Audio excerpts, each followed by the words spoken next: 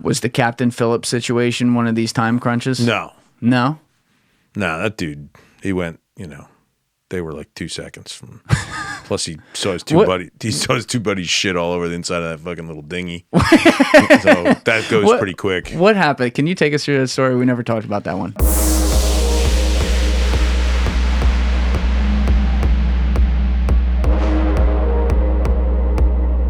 What's cooking, everybody?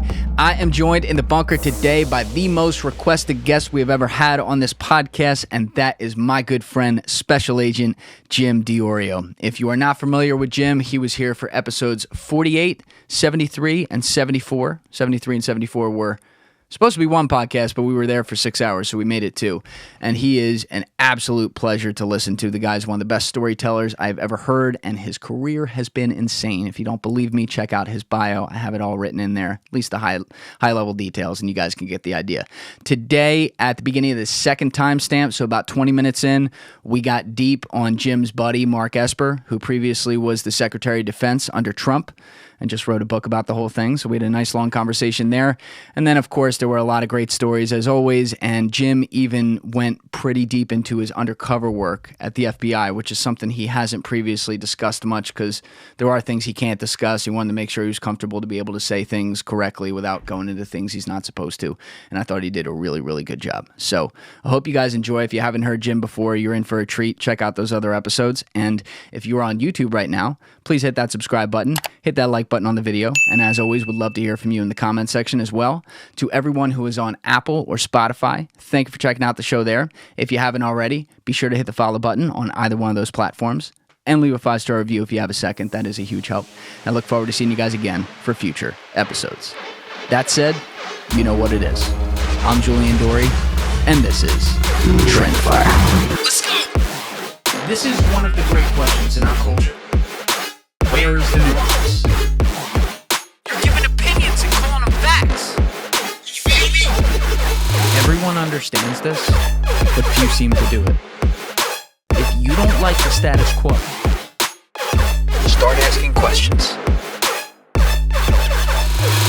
Hank fucking Schrader. What's up, man? What's going on, man? Back again in the bunker. Let's go. You are the most requested guest in here by far, and there's a few now, but you're the guy that's always like, when's Jim coming back on? If When's they he coming? only fucking knew me, they would never request me. But it would be fun to hang out. We'd have a good time. You have like a little online, not a little, you got like a big online fan club now. Yeah. People are like, Jimmy D, FBI Jim. I want to.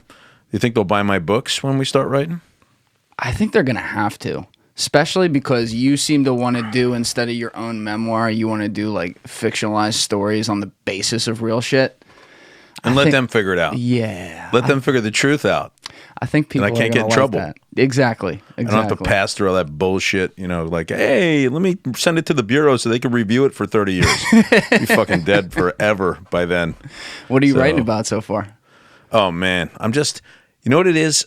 All right, so I hope some of the audience is going to love this. Someone's going to be, oh my God, this guy's soft, but I don't really care because it might turn them on. So I started doing meditation. Really?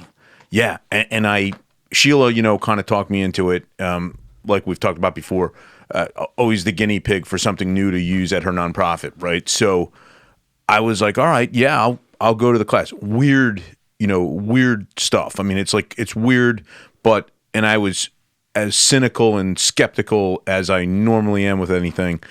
You kind of go into this room by yourself with this person, this teacher, older guy. Oh, you went to a place? Yeah. An older dude. And next thing you know, I'm fighting it. And then all of a sudden, oh my God, I'm out like a light. 20 minutes. And then I started coming out of it and shit started racing. And the whole deal with transcendental, it's different than your normal meditation, because normal meditation, you're supposed to just back off. You're supposed to cut every thought. This, no. They want it to flow. How does he get you into it? So basically, you're thinking elevator, right? So you're thinking of going down to the bottom floor, letting all these thoughts come to be, and then as you rise back through, let it happen. Let me think about why I'm thinking about Richie, my buddy from Belmar, when we were 6, and how we fell into this lot of new condos being built. Like, just let it go. That's a good thing. So what I do is I do that for 20, and then I come out and I write for an hour. And the shit I'm remembering that I never would have remembered otherwise is amazing. Oh, so you have drills now, so you can kind of tap into it yourself. Yeah. And so it's a whole routine. So meditate 20, write an hour, jump on the rower. I got the rower right behind my desk. I row for 500 meters.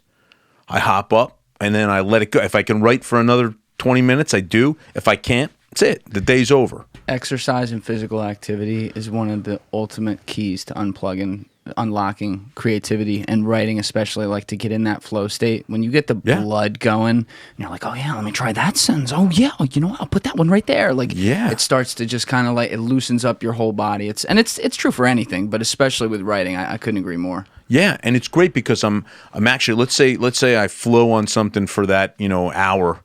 And then there's 3 or 4 other things that I think about, but I'm kind of like, yeah, you know what? I'm not going to do it justice if I write about these 3 or 4 other things. So I mark them. I have them in there, and I'm like, yep, that's something to come back to.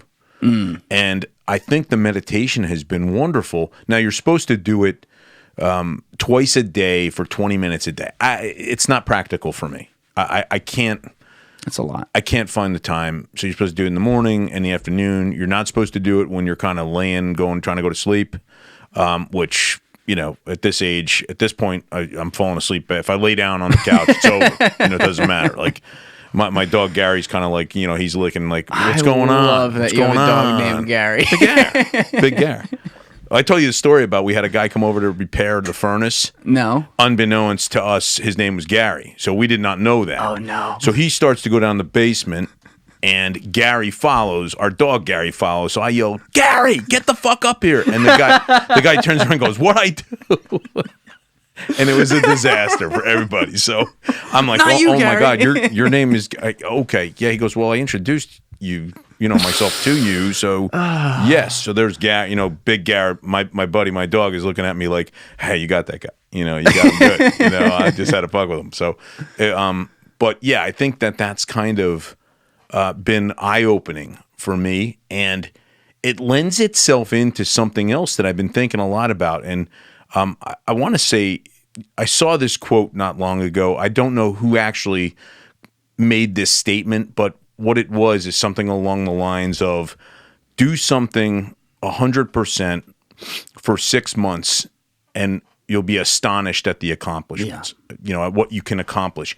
And that's big for me right now because I'm kind of all over the place and not as much shiny nickel chasing as I used to be, but it's kind of, wow, I can focus on that. I can focus on this meditation/writing really hard for 6 months and then see where it goes, and I'm going to try to kind of use that kind of, I guess, mantra to move forward in other areas of my life. I'm very excited about it. You sound it. Really excited about it. And I think people, this is a new thing. It sounds crazy for me, right? Because you got me coming in here, all the shit I've done in the past, and then, he's meditating now, and people are going to be like, that's a strange dude. That's a strange, but that's okay. I'd try it. Give it a shot. TM, look at it, try it for 20 minutes. Really, there's nothing to it. You don't need to go to the class. You could if you want to. I'm not getting paid to talk about it. So, but, no, I know what you mean. But ultimately, I would give it a shot. Is it something you would have ever considered during your career? And I'm just thinking about like all the different directions your career had, because you were obviously an Army Ranger.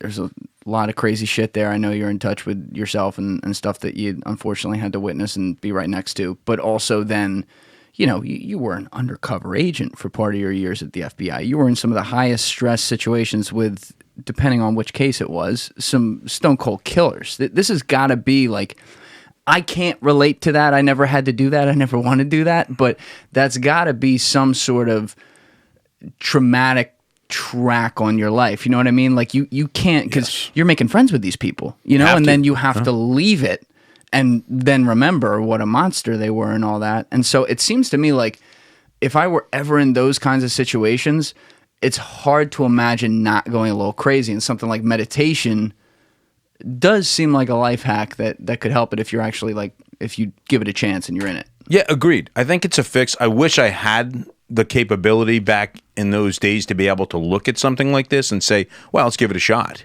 honestly.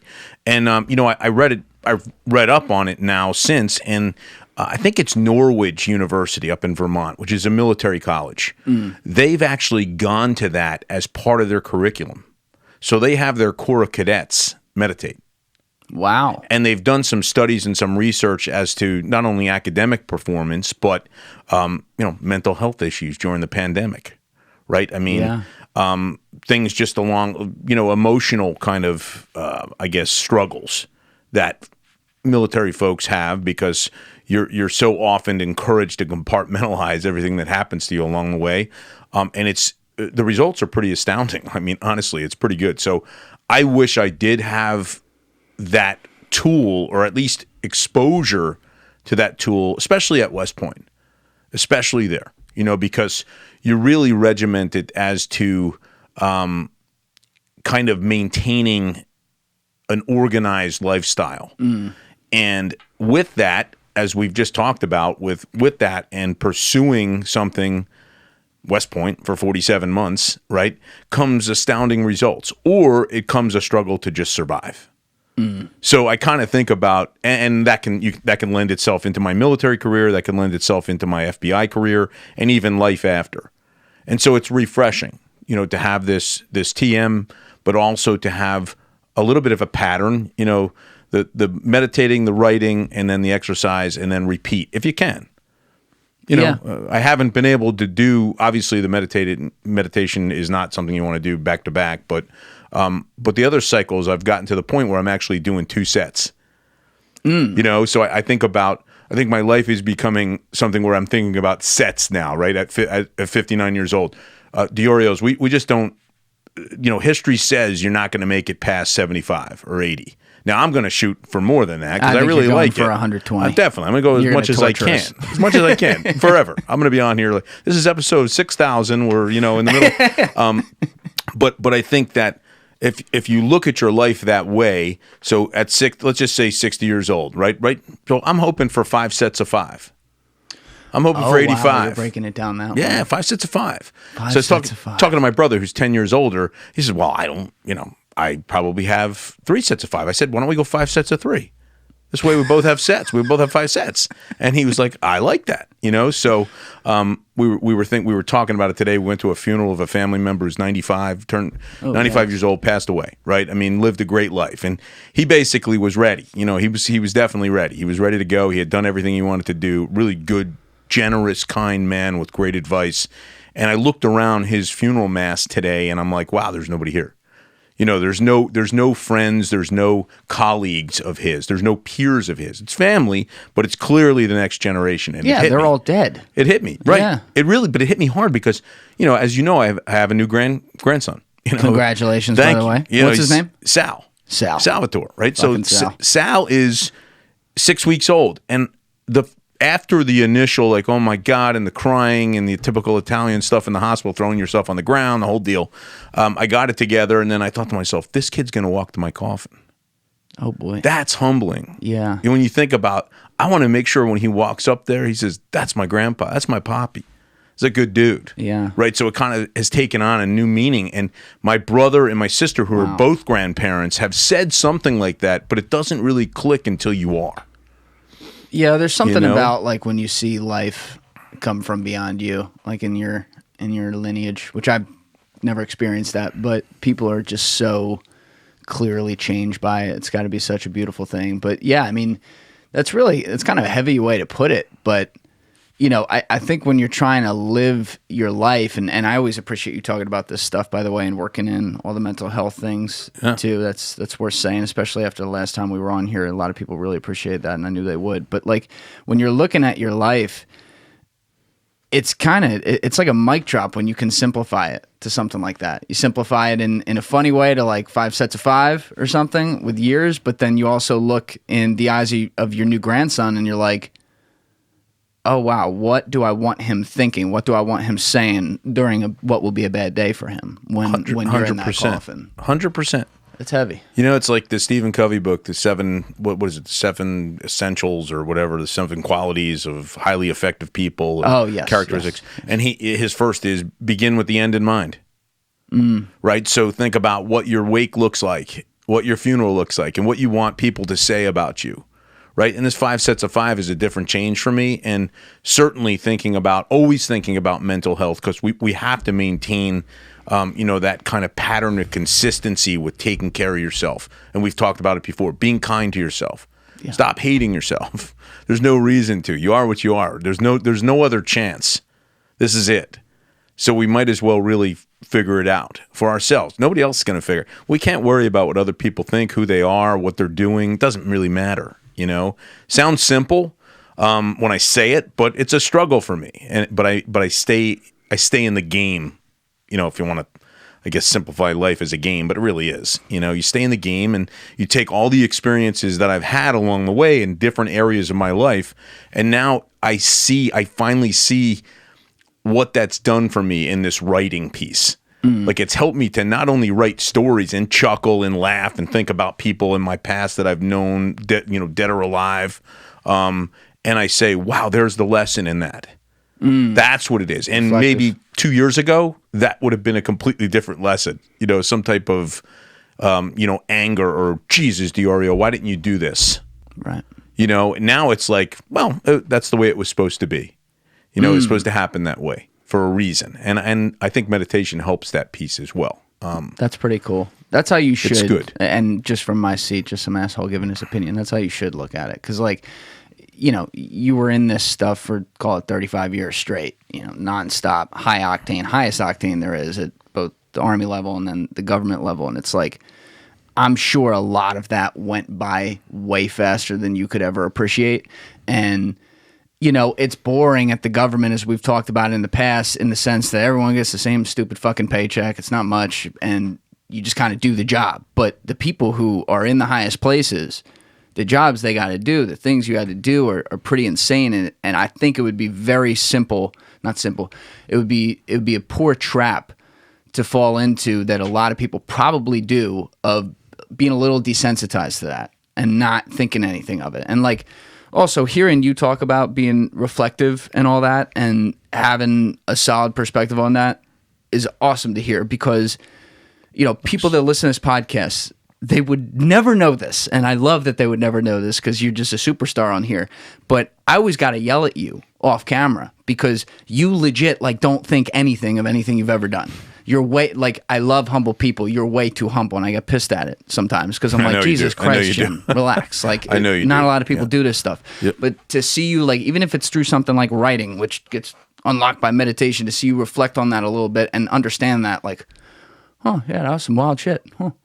Yeah. Not a lot of people did that. And then you get to put it even through a little fictionalized version. Who the fuck cares? That's exactly it. And, you make a great point. And I think part of it is that being kind to yourself, right? And you have helped me to be kinder to myself. I'm not where I probably should be or want to be, but it's sure as hell getting better. Yeah. And I think that's important, is to just think about life that way. Let's be kinder to ourselves. You can't really treat other people fully, the way they deserve to be treated until you treat yourself that way. Yeah.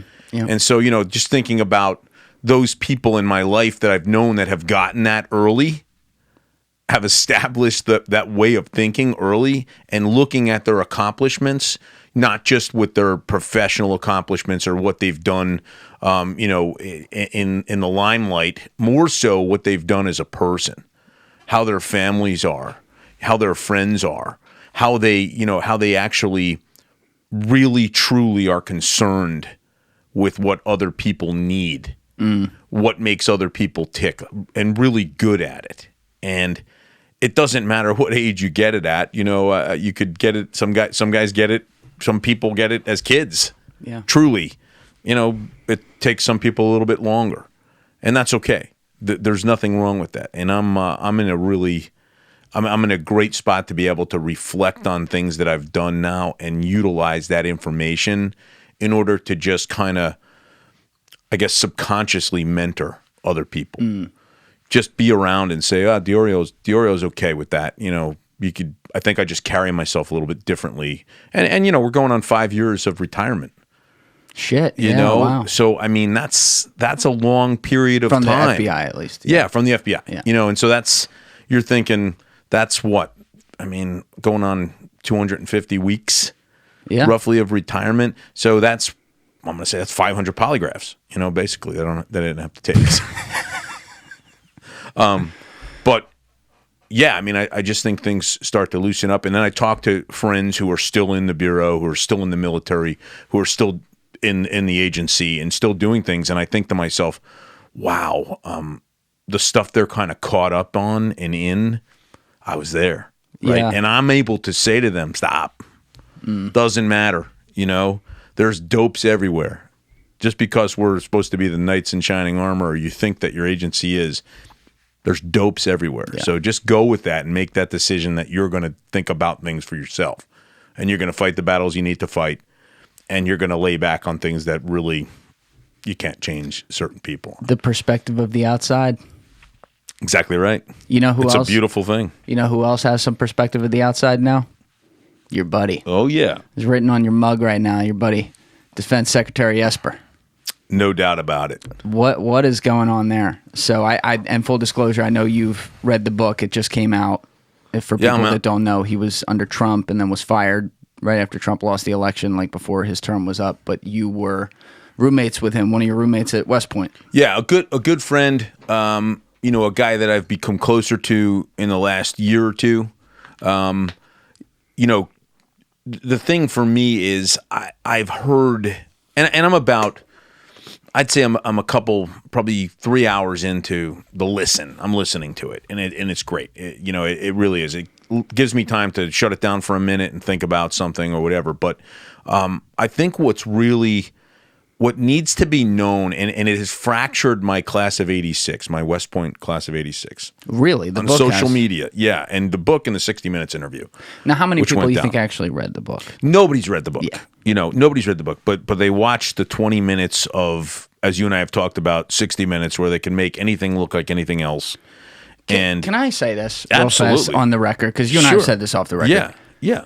I can't. Maybe it's just I'm so hyper aware of edits because of what I do, you know, and like we keep a free flowing podcast. My goal is to not edit anything. But like sometimes if someone pauses for 10 seconds to gather themselves, of course I take that out. Do you know how I sit here on volume 110 to make sure as if no one even knows that was ever there? Like, I know. Perfectly. Yeah. And then I watch something like 60 Minutes. These are the worst. Every one of those editors should be fired. These are the worst edited interviews I've ever seen. Someone will be talking about something and then they'll cut to a different camera at a different volume level that was probably a half hour later. His hair's out of place. And then it's about something entirely new. And I'm watching it. I'm like, maybe I'm the only one noticing it. Maybe only people who do this notice it. But I'm like, Jesus Christ, like it's not even, there's no flow to it. No flow. You're absolutely right. And so if you take the 90% of people, probably a lot of the folks in my class who are interested to watch it, right? Because it's appealing to us. It's appealing to have a friend that you know on a different level and that's on, you know, a major telecast, right? So it's appealing, but, you know, until you kind of do you still have to do your research. You still have to grind down on what you think or whether or not you knew him or others in the class that well enough to understand the dynamic, right? Can you explain to people what he's saying right now for those who are not familiar? Yeah, so I mean, bottom line, simplifying it is he was so distraught. Mark is an extremely serious. We all take the oath of office several times, right? So you're commissioning. Your day one at West Point. You're commissioning as an officer. Mark has taken it several. I did it as an FBI agent. I did it as an FBI supervisor. I did it for other reasons back in the military.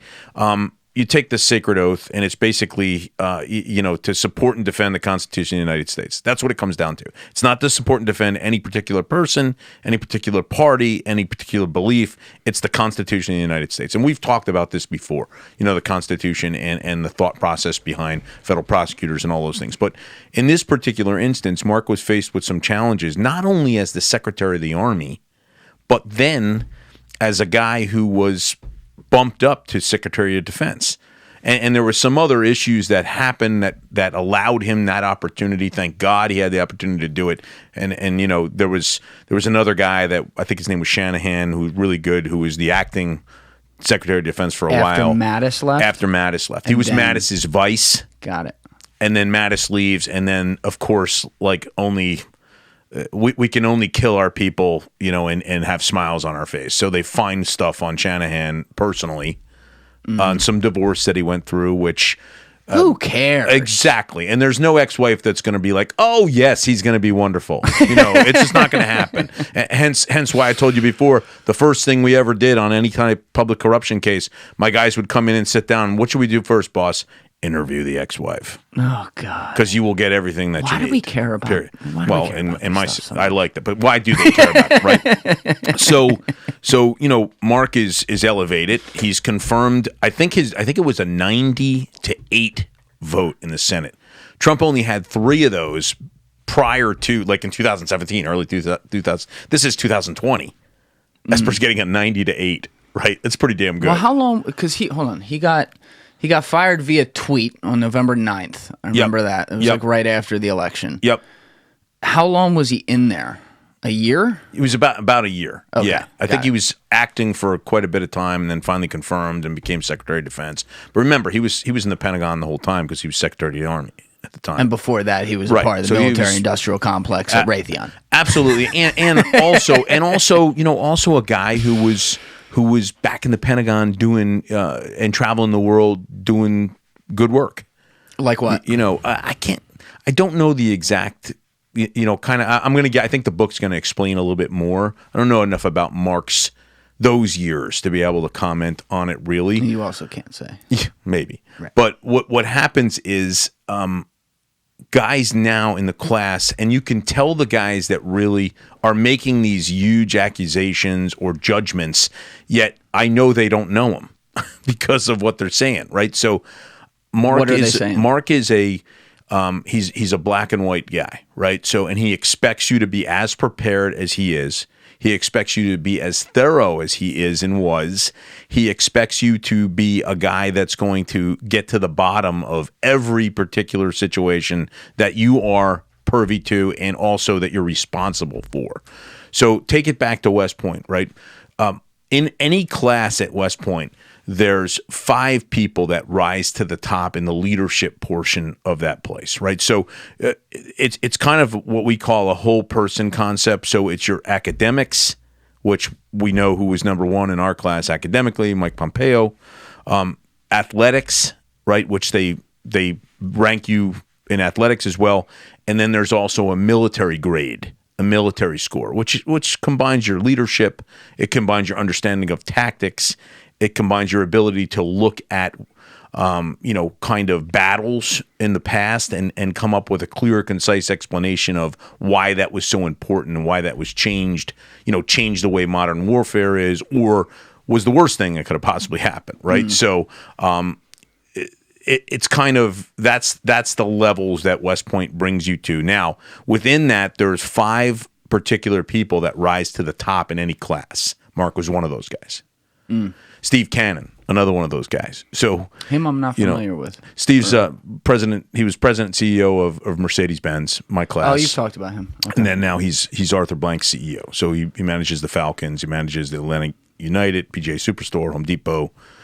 He's got a lot going on. Oh, right? That's how you were doing the stuff with the Falcons. Correct. Correct. Okay. So Esper was a guy at school, smart guy academically. I mean, clearly a smart book guy, but also a guy that was just a driven leader.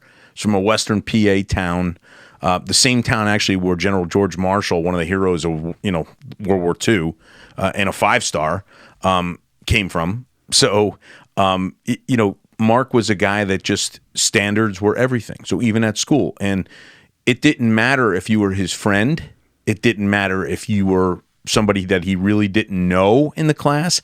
If there was a standard to be met and you weren't meeting it, Mark was going to tell you, and he was going to go to the next level with that. That's never changed. So these guys are like, there's still people in the class that hold him accountable for something he did when we were 21 years old. For instance, hey, I got to go out and I got a sports activity this afternoon. And before sports activity at West Point, I don't know if it's still that way, you get inspected. You go in your uniform, not your sports uniform. You go in your West Point gear, right? With your shoes should be shined and everything else. Now, most guys going to look and say, like, wink, wink, nod, nod, hey, you're okay. You know, even if your shoes are a little bit smudged or your belt buckle's not shined. Not Mark Esper. But it wouldn't matter if it was his roommate or somebody he didn't know. So to be shocked and surprised at that, to me, is ridiculous. And there's people who you're saying there's people who are raising oh my that God, from this all guy, back then. he's a treasonist, you know, because he told Trump that we can't shoot people, protesters during the George Floyd situation. Let's back it up. Let's get into some of this stuff now too, because you know, anything that you were telling me, especially while this was still an active presidency, was obviously lock and seal confidential. What's nice is now he's putting some stuff out there. Yeah. But so less from him, more from what seemed to be Mike Pompeo and some of the other guys you had over there. I heard a lot of this stuff from you. I heard what was going on behind the scenes. And, you know, this is always a weird territory to wade into, because whenever you bring up Biden or Trump or something, you know, there's people who immediately like perk up and want to punch you in the face. So they're like, all right, am I going to say yes?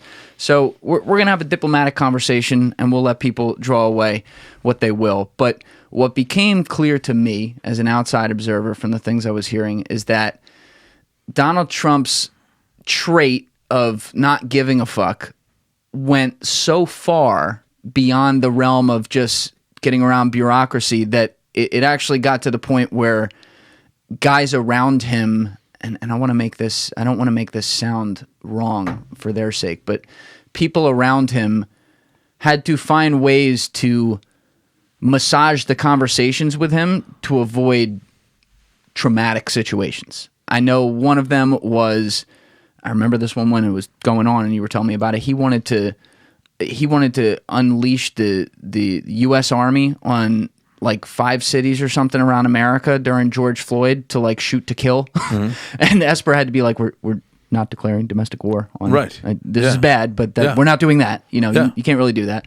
And in the book, I know one of them that we can get into was like, he said something about he wanted to send a missile to Mexico and say it wasn't us or something like that. And Esper had to say that can't happen. I don't know if he wanted to, you know, be like, wasn't us. I just think it was, let's launch a missile into Mexico, you know. And, for what? Because that's the only way we're going to be able to control the border. In his mind. That's going to send people over the border. but take the other, I think it starts with the handling of a narcissistic person, right? How do you handle that in a way where you maintain the Constitution, you maintain the safety of the American people, national security, the safety of the military, right? Which Trump isn't a guy that's going to think about. Now, he probably loves America, but he does not understand what it means to be a true soldier, a true patriot for this country. Neither do I, right? You know. Well, you do more. You do. Yes, you do. Yes, you do. You know, yes, you do. And there's not any of us that wouldn't write a check. You know, at least in my group of people, and I think you fall right into that. You write a check, and I have had so many people say, "Well, I'm so sad I didn't get a chance to get deployed or I didn't do this." Doesn't matter. Did you write that check? And that check was to the United States of America for and up to and including my life. I'll write that check, a blank check. I do need to have money first. Sign it. I'm just letting you know. I mean, but you have your life, Yes, so you can write your life. But ultimately, so you're dealing with a guy who's a narcissist who really doesn't understand what it means when you do things or you say things like that, and the knee jerk that goes along with that. And then you've got people that have to come together who are brilliant minds. You know, brilliant minds. They've served their entire life thinking about national security, and they have to come up with options for you and then solutions and recommend to you why that's really not a great idea to start shooting people in protests. But these are so ridiculous. This is the thing. They're so beyond the pale. Like, before you even have to explain that, your mind already has to be racing like, he's saying here we this go shit. again. Well, that's what the book, and I've got, obviously I've got knowledge outside, independent knowledge from the book, but if the book will explain why, how often it happened, why it kind of happened, what was going on at the time, and then what the result was of the gathering of the powers that be in the National Security Alliance to kind of get past it, right? To have to put up with the screaming, the yelling, the insults, and then ultimately the realization that, yeah, we probably can't do that. And the way they would do that is be factual about what would happen. Here's what's going to happen should you choose to do this. Like, do you remember when I think it was like an unmanned aircraft was shot down, one of our aircrafts, one of our surveillance planes. I can't remember exactly where it was, but it wasn't long ago. Shot down, $200 million piece of equipment, right? Gathering information and intel over, I think it was over one of the waterways. And it was basically to determine whether or not there was movement, right? So Trump's reaction to that was initially, well, let's bomb the shit out of the people. And I think it was the Iranians that wound up doing that. Was this the Soleimani thing? I don't think it was. But basically, Trump says, "Hey, let's bomb the shit out of." I think the Iranis. I think so. I think that's what it comes down to. I remember this, and this was when Esper was first in office. Correct. And you were like narcissistic son of a bitch. Like, obviously, General Soleimani was a bad guy, but it was like there was a risk that there was going to be something after that by making that decision. No doubt. But what the only thing that got Trump kind of thinking about it was when they put the expected number of deaths, the body count on it. They said, look, even if we do it, because he's like, well, fuck it, just do it in the middle of the night. Won't be people there. So they said, well, you're going to kill, we imagine it's going to be 150 people. 150 people. And he backed off. Good. He backed off. Right. But he was ordering that launch, period. He was ordering that hit. Now, how many times do you think, and I'm asking you to role play here, because you technically weren't there, but just judging his brash New York businessman style, how many times do you think he just like walked in a room like, we need to bomb all of them, kill them, and people are like, whoa, whoa, whoa, whoa, whoa, okay. I think often. And then 2 minutes later, he's like, you're right, we're not going to do that. Versus he's pounding the table, we're doing this no matter what. Or never, you're right, we're not going to do this, just be pissed and just not talk to you for 2 months. See, that's a problem. So if you're sitting, if you've got a seat at the table and everyone else at that table respects you, and you've got a guy that's just ignoring you, whose problem is it? His. Yeah. But yet you're feeling like you gotta be fucking kidding me. Like, he cut you off, not allow you to talk. And this is a guy. This week, I've been manually reconfiguring my 8 Sleep app just to like test around different temperatures to sleep on and see how fast my body gets used to certain things.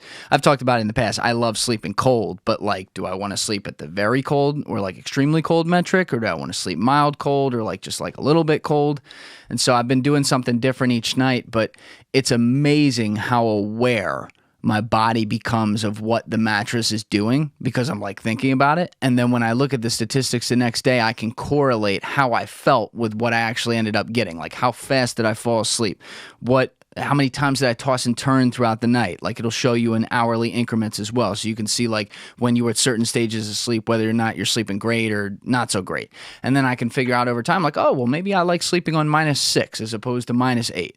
So cool. The 8 Sleep Pod Pro cover, I talk about it every week. It comes in queen or king sizes. It goes right on top of your current mattress, and it is wired directly into the app I speak of, where you can measure all these things and understand why, when you sleep on an 8 Sleep Pod Pro cover, you can sleep 6 hours and feel like you slept 8. It's a beautiful thing. So if you use the link in my description, along with the code TRENDIFIER at checkout, that's TRENDIFIER, you will get $150 off your own 8 Sleep Pod Pro cover today. Once again, make sure you use that code TRENDIFIER at checkout to get the $150 off. But you will get the actual Pod Pro cover. You will get the app, obviously, that you'll download to come with that, and it will change how you look at sleep forever. So check it out. Mark Esper's a guy. There's not a harder working guy out there. This guy, and his wife. And his wife geared up. They geared up. They have 3 kids.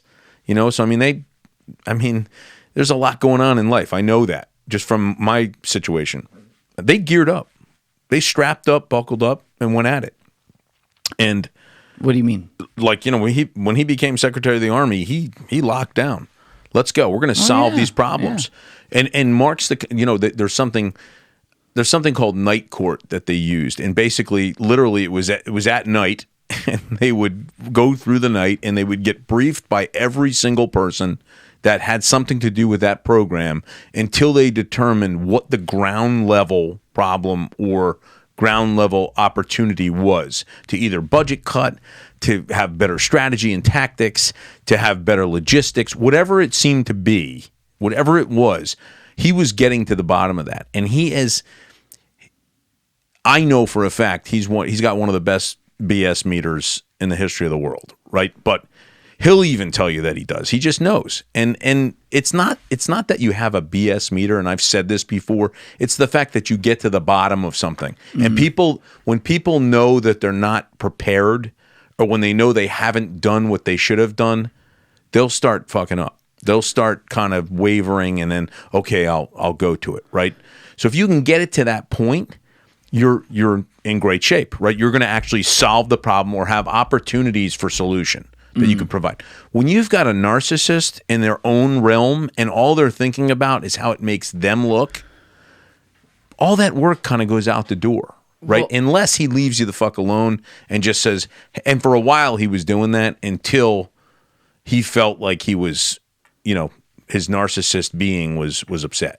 His ego was and upset. His moves were getting blocked, essentially. Correct. Like it seems like the line in the sand was after like the Floyd riots, where he's like, "No, we're not going to declare domestic warfare on the United States." 1,000,000%. Yeah. But even like I think if you do some research on Esper and Mark Milley, the chairman or the Joint Chiefs. Yeah, that guy. If you do some research though on those guys, and I know things have gotten sour, but him I don't like. But I get it.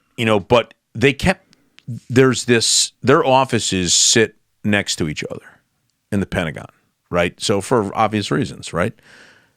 There's been since the Reagan administration, there's been no chairman of the Joint Chiefs and Secretary of Defense that have interacted except on a conference table in front of everybody else. Why? So the doors have been shut.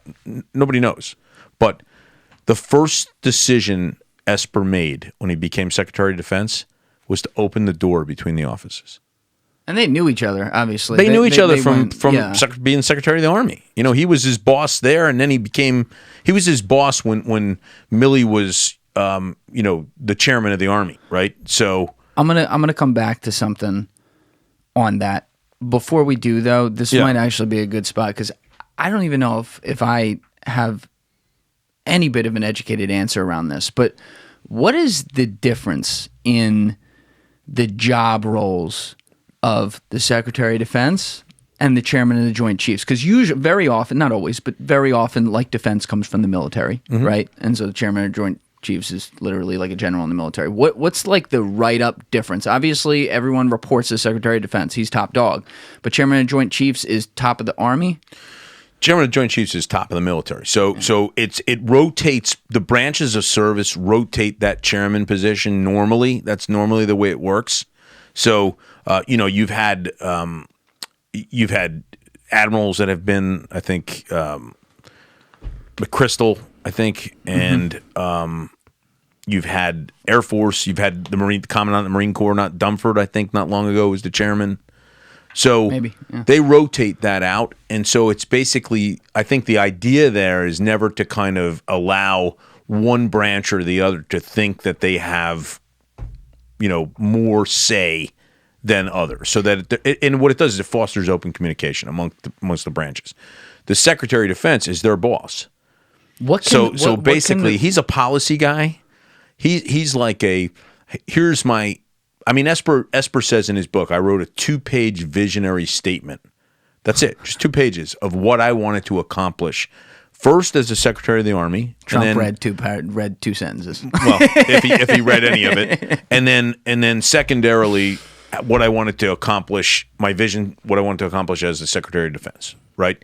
So at that point, it's up to Milley as the Joint Chiefs to execute the portions of that vision statement that apply to the military, right? It's up to the undersecretaries of not only the Army, but the undersecretaries of Defense to accomplish the policy portions of that visionary statement. So the Sec Defense takes I guess, kind of takes in what the president and the speaker and all those people have in mind in their platform, and then he takes his own vision of what he thinks national security should look like, and then he kind of dovetails those into each other. Now, in this case, how are you going to dovetail, shoot those fucking people in the leg, and then fucking launch a missile into Mexico? Okay, we're done for today. The other one that I didn't even know about, that Esper writes in his book, he talks about he's in a pretty high-end meeting with all of his, it's called like senior executives. Basically, it's all the senior executive leaders that are under the purview of the Pentagon. Meet just once a year. He's in that meeting. He gets a phone call from Milley, and Milley says, "I got to see you right now." He says Trump wants to evacuate every American citizen out of South Korea.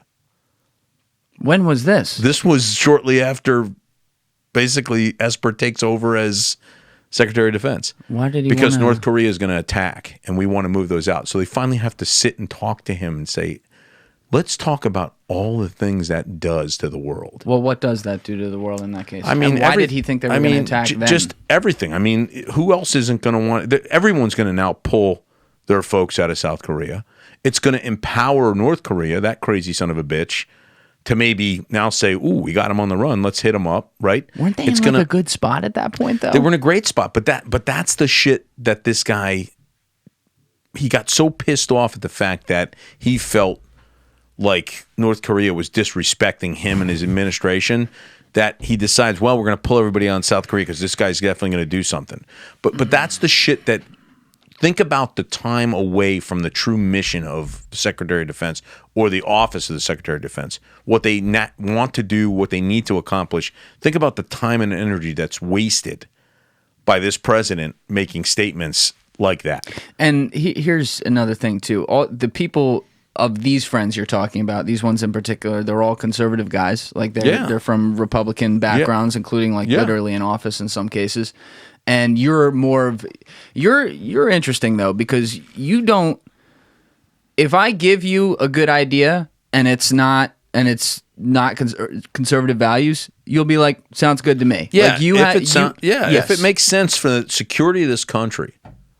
I would even go beyond just that topic. I'm saying, like, in general, when I've had conversations with you. But I'm saying, like, I'm an open thinker with that stuff. I am. And I have to be. I think that's great because that makes you not normal. But, like, as a basis, you're a more conservative guy, right? So it's very telling to me when people, especially, like, people I happen to know, in your case, and love and know everything you're about, and then, therefore, the people closest to you who you've known for 40 years at various levels, like, when all these people who are also on the same side of things are saying a lot of the same things.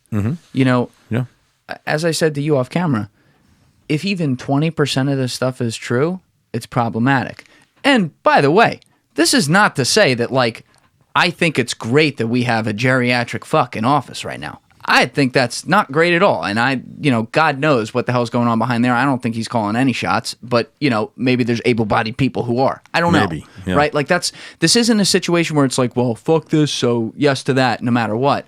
I think we have problems across the board. But when you're looking at what Trump did to capture attention and capture the hearts and minds of people, like, I talk with people who are still, like, Trump people, and they're not, at least the ones I talk to, none of them are mean or whatever. They have 1, 2, or 3 reasons that, by the way, aren't related to missiles in Mexico. Right. That they make sense for their own life. Absolutely. Yes. Makes sense to them. And he speaks for them. And so I empathize with that tremendously. Just like people, like, I'm not a Bernie guy, but I listen to people talk about Bernie and the things, the 1, 2, or 3 things that he really stands for them. And I'm like, I empathize with that too. And then you hear the guy talk and you're like, okay, all right, I get where he's coming from on some things. But, like, to me, I don't believe in extremes. I view Trump as an extreme. I view Bernie Sanders as more of an extreme type guy. And I'd love to bring our world back to a place where we have middling, right? If we went Democrat, Republican, and they were just moderates over and over again, that'd be great. So when we talk about this, I think it gives it a lot of credence when someone like you on a long-form podcast like this, and even if Mark ends up doing something like this, can walk through all these different things you saw. And I guess the last point there that's important to say is Mark Esper ain't missing any meals. You know, No, he's a wealthy guy. He has this is not, he doesn't need to sell a book for money. He's got a lot of fucking money. My question is, and I don't know if you know the answer to this personally, this would be more for him, I guess, but maybe you've talked to him. Like, why is he writing a book now? Why didn't he say something the day he got fired? I mean, the dude got fired on Twitter. He had all the social currency to say whatever the fuck he wanted after that. Agreed, but I just don't think that's him. You know, and I think this book, the reason I think you and I started talking in this podcast initially about therapy and therapeutic value of writing and getting your ideas out, I think that's what you're seeing. You're seeing a guy, because this is a 22-hour listen. This is a long book. Yeah. It's a long book, and it's really goes back to his days. He talks about taking the oath at West Point with, 1,500 others of us in the class 86. He talks about our graduation. He talks about his commissioning and his branch decisions and his time in Desert Storm and, the Chinooks that flew him into Desert Storm and all the things that go with that. So I think this is therapy for him, and it's just out of character for him to ever kind of fire off on anyone when what happened to him happened. And you mean like right away? Yeah. I just don't think it's something that we're trained for at school. It's something that we're trained for at West Point, honestly, and we've talked about this before. Don't react, respond. Take the time to respond. And I think that's what you're seeing here. And within this response is some really helpful information, not only as to what was going on and why Mark made the decisions in the White House, in the Oval Office, but also some of his ways of doing things. And we talked about that earlier on too. Focus hard on one thing for 6 months, and you'll be astonished with the results. Well, that's what this guy did. This guy found so much within the budget and the organization and the value of different agencies that weren't really even understanding what their mission was. And I think looking at the Trumpsters, looking at the Bidenites, looking at the Clintonites, looking at the Bernie Sanders people, what it all comes down to is what makes sense to you. Mm-hmm. What's impactful in your life that mirrors some of the things the most things that person is doing, right? And when I look at Trump people, they're all pretty much they're financial guys. Let's be honest. Most of them are financial guys. It depends where you're looking. It does. But what my point is, in your circles, they are. In my circles, they are, because they're guys that have brought the money in. And I've learned more over the last year in talking with you. I've learned more to kind of look at those people for what they really are, and why they're really like they are. And I have my own beliefs, and there may be things that are totally wrong about individuals. I think a lot of it goes to they're not confident in themselves, right? So their story kind of tells the way, and hence my issues. It mirrors my issues, but mine is more along the side of, I don't think the confidence is the factor. I just think that I always feel like I'm not giving myself, I don't want to give myself credit. I want others to give me credit, right? So I kind of back off. Well, you can't do that, especially when you have a message to deliver.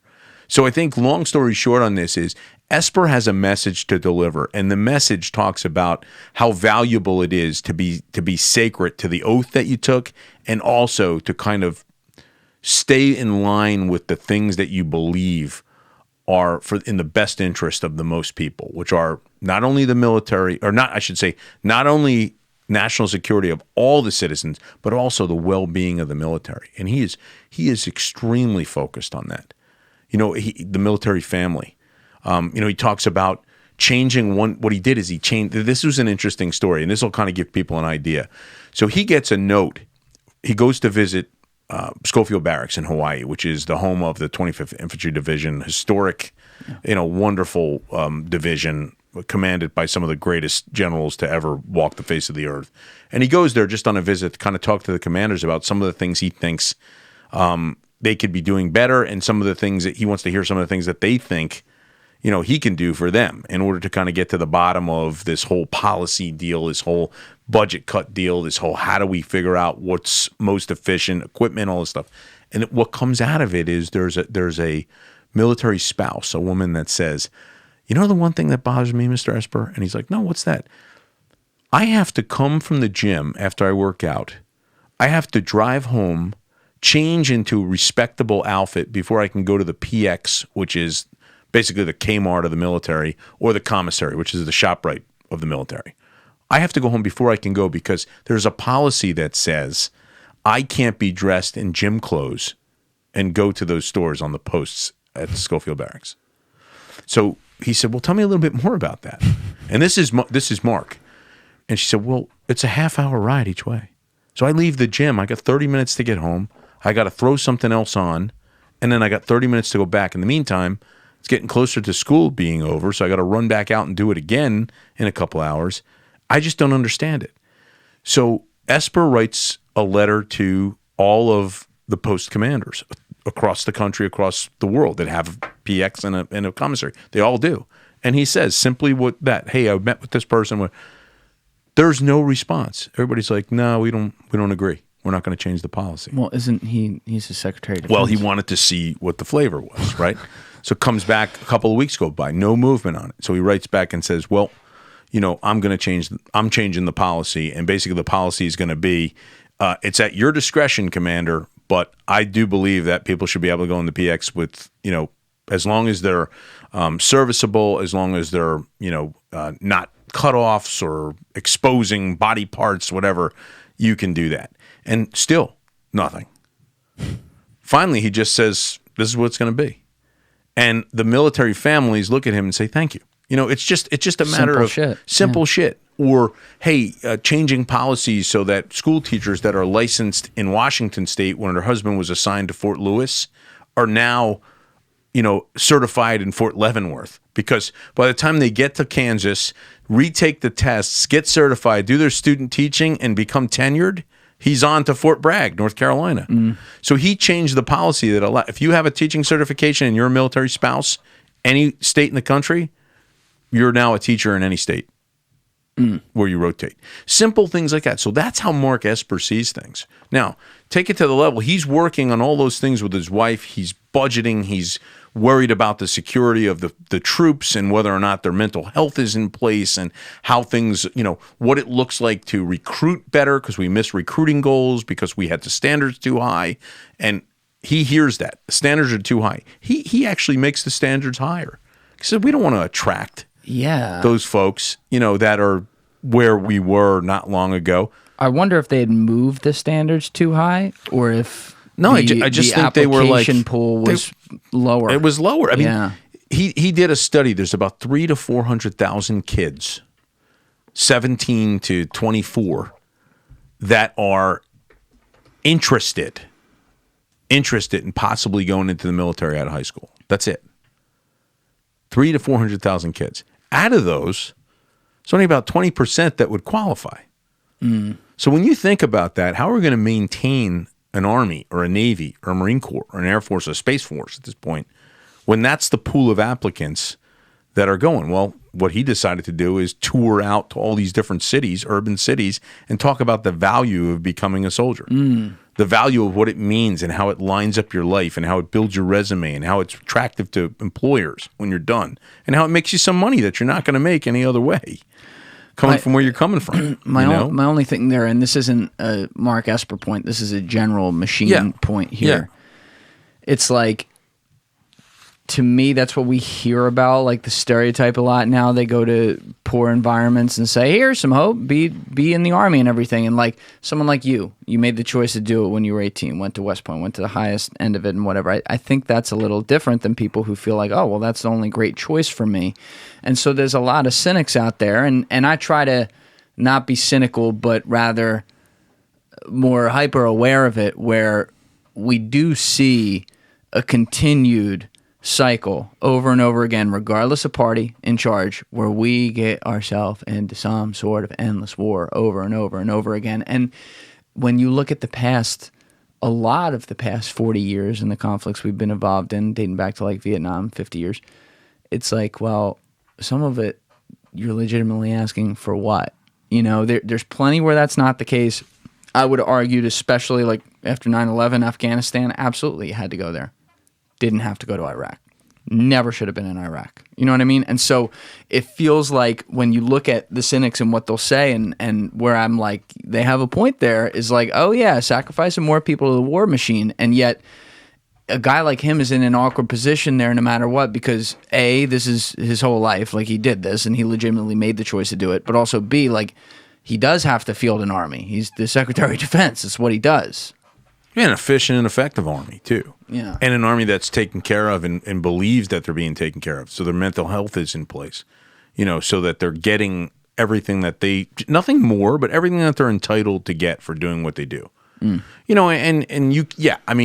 Listen, if Mark Esper came to Rumson, after a couple of glasses of Veuve champagne, they'd be like, yeah, our kids don't do that shit.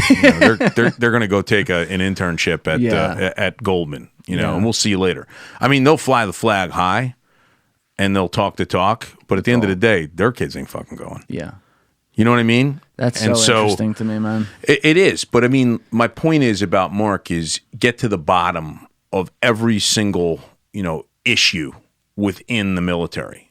Every single one. And he really did. What were his expectations, though? And I asked that because he didn't come in 2017. Mm-hmm. He came in late 2019, mid-2019, whatever it was. He already had buddies who were there. Mike Pompeo had been there since day one at CIA and then State. He had, I know there's other guys, I'm forgetting their names, who were around it, had seen it, especially as you described him, like a black and white type guy. Did he not know what he was getting into here? And if so, why did he do it? I think when they ask him that question, and I think the book is kind of leading towards this, it's his constant fear. Fear is a bad word. His thought that if he didn't, who would now come next that would not be able to survive the onslaught put on by that Oval Office, right? So he knew if he left, like people said, well, why didn't you say something? And he said, well, I needed to be there. I needed to be there to protect the Army, to protect the armed forces, to protect the soldiers. Nobody else was going to do that in his mind. Now, that might not be right. You got to go like Ryan McCarthy, or you got other guys that are there that are doing the job. You know my thoughts on Lloyd Austin. We don't have to go through that again. But, at the end of the day, it's kind of, he really has that concern and that thought for the soldier. And the greatest job, and he says it, and I'll tell you the same thing, the greatest job I ever had in my life was as a platoon leader, as a brand new lieutenant out of West Point, leading young soldiers and older non-commissioned officers, and earning their trust. Mm-hmm. Earning their trust. That was the greatest job I'll ever have. I'll never have a better job than that. How long did you have that job again? You have it a short time. It's a year, maybe. If you're lucky, you're a platoon leader for 2 years. If you're lucky. If everything falls into place and you don't get moved up to what they call battalion staff, which is several different positions, one being operations, one being supply, one being logistics, one being admin. So, and that's the normal natural progression.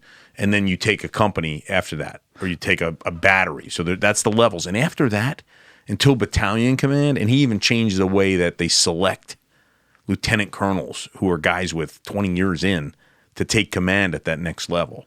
And I totally agree with the way he did it. But like, that's the guy. That's when he came into these jobs. The reason he took these jobs, Secretary of the Army, Secretary of Defense, is because he knew he was back in a team leading soldiers, now leading highly educated, great leaders, people who made a difference and have impactful personalities and ways of doing things. And he felt that was important. And I get that. I get it too. And I'm sold. Like, because by the way, like, he didn't need to write a book to say this. I've been hearing this from you for 3 years. Yeah. So I've been sold on that, and I'm comfortable with that. But people out there, they weren't a part of those conversations. People listening right now, they don't know you personally like I do. Yeah. And again, we all have to do things based off opinion and feel and what we think of other people. But there's two ways that people can look at this that I see. Like when I look at the madness of the crowds, right? People can either say, I guess the most common would be like people who detest Trump and whatever. They would say, oh, guys like that, they're in there doing God's work, protecting our country from Donald Trump. The people who love Trump could say, look at that. the inside deep state government is taking control of everyone. And there's the fracture. You just explained Class 86 fracture. Yeah. So perfectly. And here's the thing. Him aside, Defense Secretary and Cabinet aside, when people are looking at the government as a whole, not even with Trump involved, there is an element of like these bureaucracies, these groupthink, big tanks, they control everything, right? And that's fair. I feel like sometimes a guy like Mark, who again, where I'm like at least a little indirectly tied to this situation in particular, it's like you're in a lose-lose. Because if he comes out, he could be a lifelong conservative like he is, military man, do this job for the soldiers and to take care of them, and I know he took that seriously as a West Point guy. The dude behind screen name X out in fucking Utah, like, he may feel differently. Yeah. And he may, and I get his cynicism too. Like, oh, who the fuck are you going in there, Mr. Raytheon senior executive, Mr. military industrial complex person trying to protect this country from who God sent, Donald Trump. And even if I disagree with his opinion, I understand how he gets to that. Yeah. No, and I do too. And I respect that. And I think it all comes down, it kind of goes back to what we were talking about, the simplification of our thoughts, right? The simplification of finding meditation able to open up things to me that make sense at this point at 59, right? So what if you could look inside and say, where were the incentives, given everything else being the same, financially stable, healthy kids, the ability to work pretty much any job that he would want to have worked before jumping into government, right? What is his incentive? I truly believe a guy like that, it's all about taking care of the soldier, maybe even first taking care of the soldier. And when I say soldier, I mean airmen, seamen, the whole deal. And then also protecting the national security of this great country. How do we do that? And people don't think about your daily tasks. I thought about when he was talking about this stuff to us separately about the shit he was doing with this night court and having, as they called it, Esper sweats. I mean, he would sweat you, to get the info. And people were stuttering and stammering, high-level people doing that, and I probably would have been doing the same thing if I wasn't prepared, right? I think about that job, and then I think about the things that we all stress and stroke about, day to day, whether it be, okay, I've got to get this piece of paper, I don't even know. I don't even know what people literally think about getting to work, getting their kids to daycare. Where am I going to put my kids in daycare, right? All those same things that are so important to the American citizen. Now take that to, he's got all those same concerns that we do, but he's also got a job that's life and death. Yeah. And if he doesn't make the right decision, or if he doesn't stand up for the rest of us, we've got a problem. And how many things do we not know about that happen that he stood up for that he can't write about? How many things do I know about that I can't write about or talk about that still wake me up sometimes? I wake up sometimes and say, oh my God, I'm glad that's over, or I'm glad I don't have to do that. I mean, I still wake up standing in the door of a C-141 ready to jump. And I tell you, I don't know if it's a control thing. I don't know if it's now I'm getting older, so I'm feeling like, I'm no longer immortal, and I've got a sense of mortality finally, and maybe it's because my grandson was born, but I've been having more of those thoughts, like, holy shit, I'm so glad I could have been dead there. So I think it's kind of the things that he thinks about now. I give him so much credit at my same age to be able to stand inside the door and to make those decisions and to make them fairly and to make them being well researched, well prepared. And now he's just trying to tell that story as a bit of therapy. Listen, does he like, I think he said it. I think the straw that broke the camel's back was the walk over, right? During the George Floyd riots, he walks over to that church that was being vandalized in his mind, holds the Bible up, and he drags along Millie and he drags along Esper. Esper turns around from there, goes back to the Pentagon, gives a speech about why we're never, the military is never politicized, ever. And that's the other thing he thinks about. Basically politicizing an organization that's the only thing that we shouldn't be doing. It's been happening for a while now. It's been happening a lot. It's really, and I think Iraq is what opened it up, and part of that, by the way, I get it. I do get it, but he's right. In a utopian world, it should be something that is just America, right? Period. And soldiers should be punished based on their actions, not based on somebody else's political views. Yes. And what I mean by that is, look at these. I don't even know how many it is. They say it's 4, maybe 6 West Point cadets that did coke. Now, the sad part is it was laced with fentanyl, right? So they wind up almost dying. But you're fucking gone. Sorry. Why are we dragging our feet on these kids? Because they can run a football? And beat Navy? We didn't beat Navy last year. But my point is, like, I worry about those kids. I'm sad for those kids. I'm glad those kids are okay. Higher standard type deal. We don't do that there. Yeah. We shouldn't be.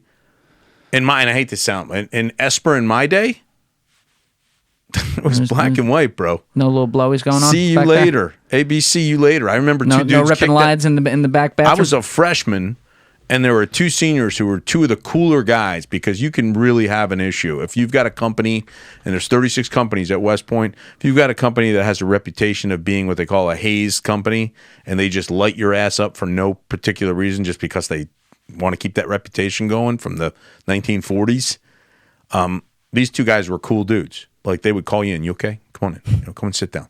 Well, a week before graduation, they both got booted. You know why? They were selling cocaine. They were cool guys. Yeah, wow. Really. They were fucking stoned all the time. Of course they were cool. Come on in. Let's listen to Michael Jackson. Yeah, I mean, like, but we didn't know that. But West Point, nowadays, I'm not so confident that it wouldn't be like, we only sold a little bit. Call me a cynic, but especially in the 1980s, I don't even care if it's West Point. There had to be snow on these campuses. Oh, I mean, because now I know what it is. It's nuts, but no, I'm just saying.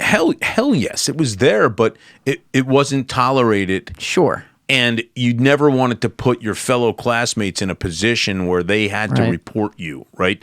That's the difference between the West Point Honor Code and any other honor code. Cadet will not, Naval Academy says the same thing, Air Force Academy, what they don't have is a toleration clause.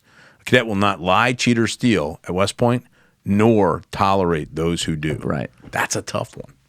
That's a tough one.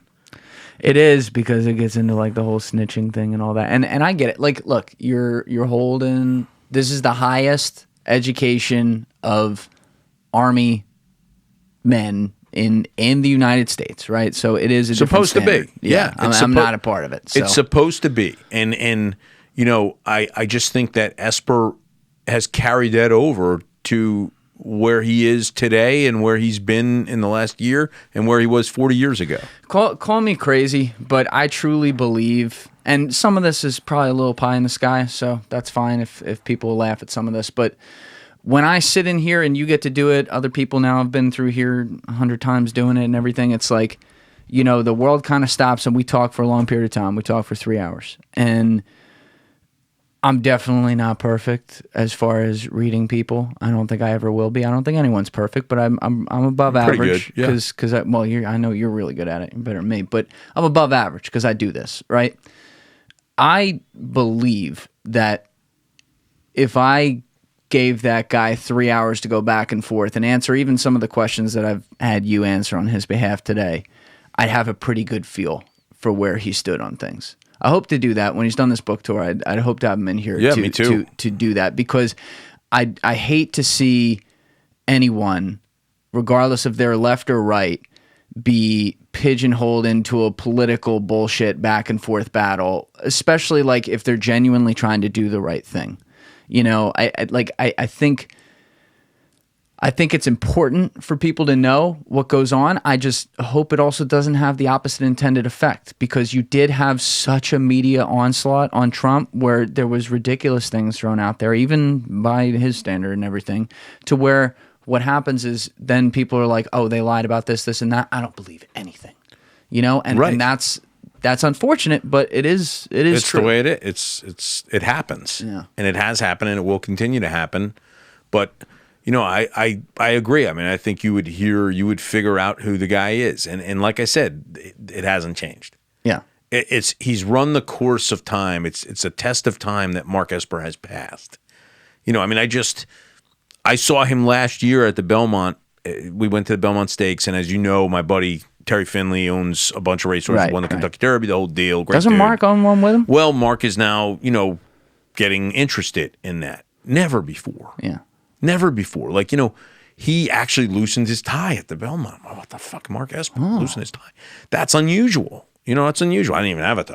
So, you know, but it was good for him to loosen his tie up, you know? So it's kind of, you know, it's kind of like when you think about it, he's kind of seeing things from a different point of view, but at the same time, he is who he is, you know? And but I love the gloves are off a little bit. I think the gloves are off. I think things just worried him a little bit. Yeah. I think he was worried. You know, I think he looked and said, "Wow." And he's the kind of guy. He's answering that email right now. He's not waiting on that email. Yeah. He's answering it now. He doesn't have to meditate to answer the email. He don't fucking answer the email. He's not a big meditation guy. I don't see him being a meditation guy. I don't see him doing that either. Maybe, you know, maybe I'll get him into it. But you didn't do any meditating like you said back at West Point. There's none of that. No. Meditating maybe was passing out for 20 minutes at your desk while you were trying to do calculus after boxing class. We used to laugh at that. After boxing class? Yeah, so I had 7:30 boxing class as a freshman. Oh, I love that's savage. 7:30 a.m. And we need to do that regular college. It's good stuff, you know, but it really is the first time that you say, whoa, like the old Tyson line, you know, everybody's got a plan to get punched in the face. Were you Orthodox or Southpaw? So, no, I was an Orthodox guy. They teach it that way, but there were dudes that have fought coming into school, right? And it was strictly like, it didn't matter. You just alphabetically or whatever, however, they tried to do it by size. Never fucking worked. Yeah, never. Not for the Newark Brawler, Jim DiOrio. No, they'd just be like, okay, it just lines up that your schedule, you know, you're kind of going to be with, oh my God, look at the size of some of these dudes, you know? So you would get pounded. Even if you won, even if you won, you got pounded because you're getting, you're getting hit. I mean, you're getting hit, right? I had some fights coming up as a kid, but they were over in 2 seconds. You only do minute rounds, right? So 3 1-minute rounds. Yeah, 3 1-minute rounds. What is this bullshit? 3 1-minute rounds. But at West Point? You just pound the shit out of each other. Pound the shit out of each other. And 1 minute rounds. 1 minute rounds. And I'm it's hard. disappointed. I'm telling you, it's hard. I know there's no boxing that's easy, but I'm disappointed. But it should I'm telling be 3 you, minutes. they were the graded bouts, and then you would jump in the shower at 100 miles an hour. You know, what they call pinging at West Point, which was moving your feet at 120 steps per minute.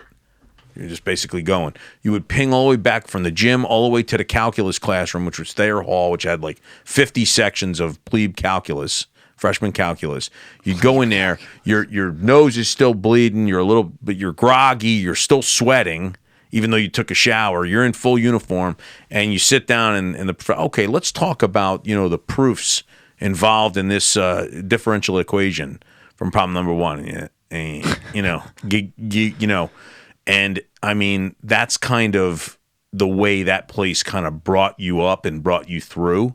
So the rest of this stuff is just, take your pounding and then fucking get in and make the solution, figure it out. And that's what I think he kind of brings to light in this book is you got to take your pounding sometimes because it's rank. And we're all, yes, sir, move forward. We're all military guys, but at the end of the day, we also have minds of our own to think about, well, wait a minute, time out. There's a problem, and I think that's what the school kind of teaches you is how to,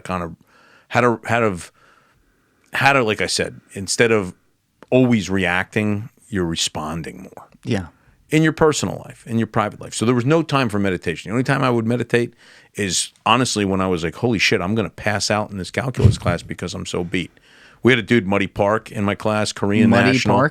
Korean National. Greatest His name was dude. Muddy Park. Muddy Park. It was like Mi Yang or something, but we called him Muddy. Oh, my God. So we're standing in class. Basically what would happen is, and you would open the windows, especially in the summer at West Point, because it was blazing. There was no air conditioning in the academic buildings. And we were kind of, the chemistry labs were on the first floor. So chemistry, physics, all your different sciences, some of your engineering classes, first floor, windows, West Point windows, old school, old fashioned, the 1802, they built these buildings. So they're floor to ceiling windows and you'd crank them open. And if you started to fall asleep, the professor would either throw something at you and say, stand up, or he would say, stand up, go to the back of the room. Well, Muddy's in the back standing. He gets too close to the window. Next thing we know, we hear like, boom. We look, he's out the window. He's like laying on the ground. Professor never missed a beat. Never missed a beat. Just say, all right, problem 2. And we're like, sir. He's got a broken neck. Yeah, I know he just fell out the window, but that's where he belongs. Next. And that's kind of like, I kind of think about meditation, those thoughts have come back to me during my 20-minute sessions. So, nice. But I'm happy to have a guy that's utilizing this skill to not only tell the people a story about what he experienced, but also to kind of help others. I'm sure. Sure. Yeah. I'm sure he's helping others. We'll see how it ages. You know what we have never really talked about on here? Yeah. Is like the service, the years after West Point, and like where you went and everything. So my understanding is it was like 6 years, maybe something like that. I had close to 9, believe it or not. No shit, it was that long. Believe it or not, I had close to 9, and I had some significant periods of training, which is cool. And I had something called a branch transfer, which is one of the coolest things because you get to experience. You get to experience a couple different missions that the Army has, but yet you're really not you're not changing your life. You're not moving, you're not leaving a certain area, but you're basically going from, hey, my mission was to fire huge, cannons at the enemy, and now I'm thinking I'm the guy now that cleans up the mess after you fire those cannons or does a little bit more, right? And so the whole piece of my training that led to my operational skills all had to do, as we talked about before, interrogation work, right? So the Army Civil Affairs Division is basically the special operations intelligence gathering branch organization, right? So, and you immediately are teamed with folks that were the guys I looked up to that I became later. So your CIA guys, your FBI guys,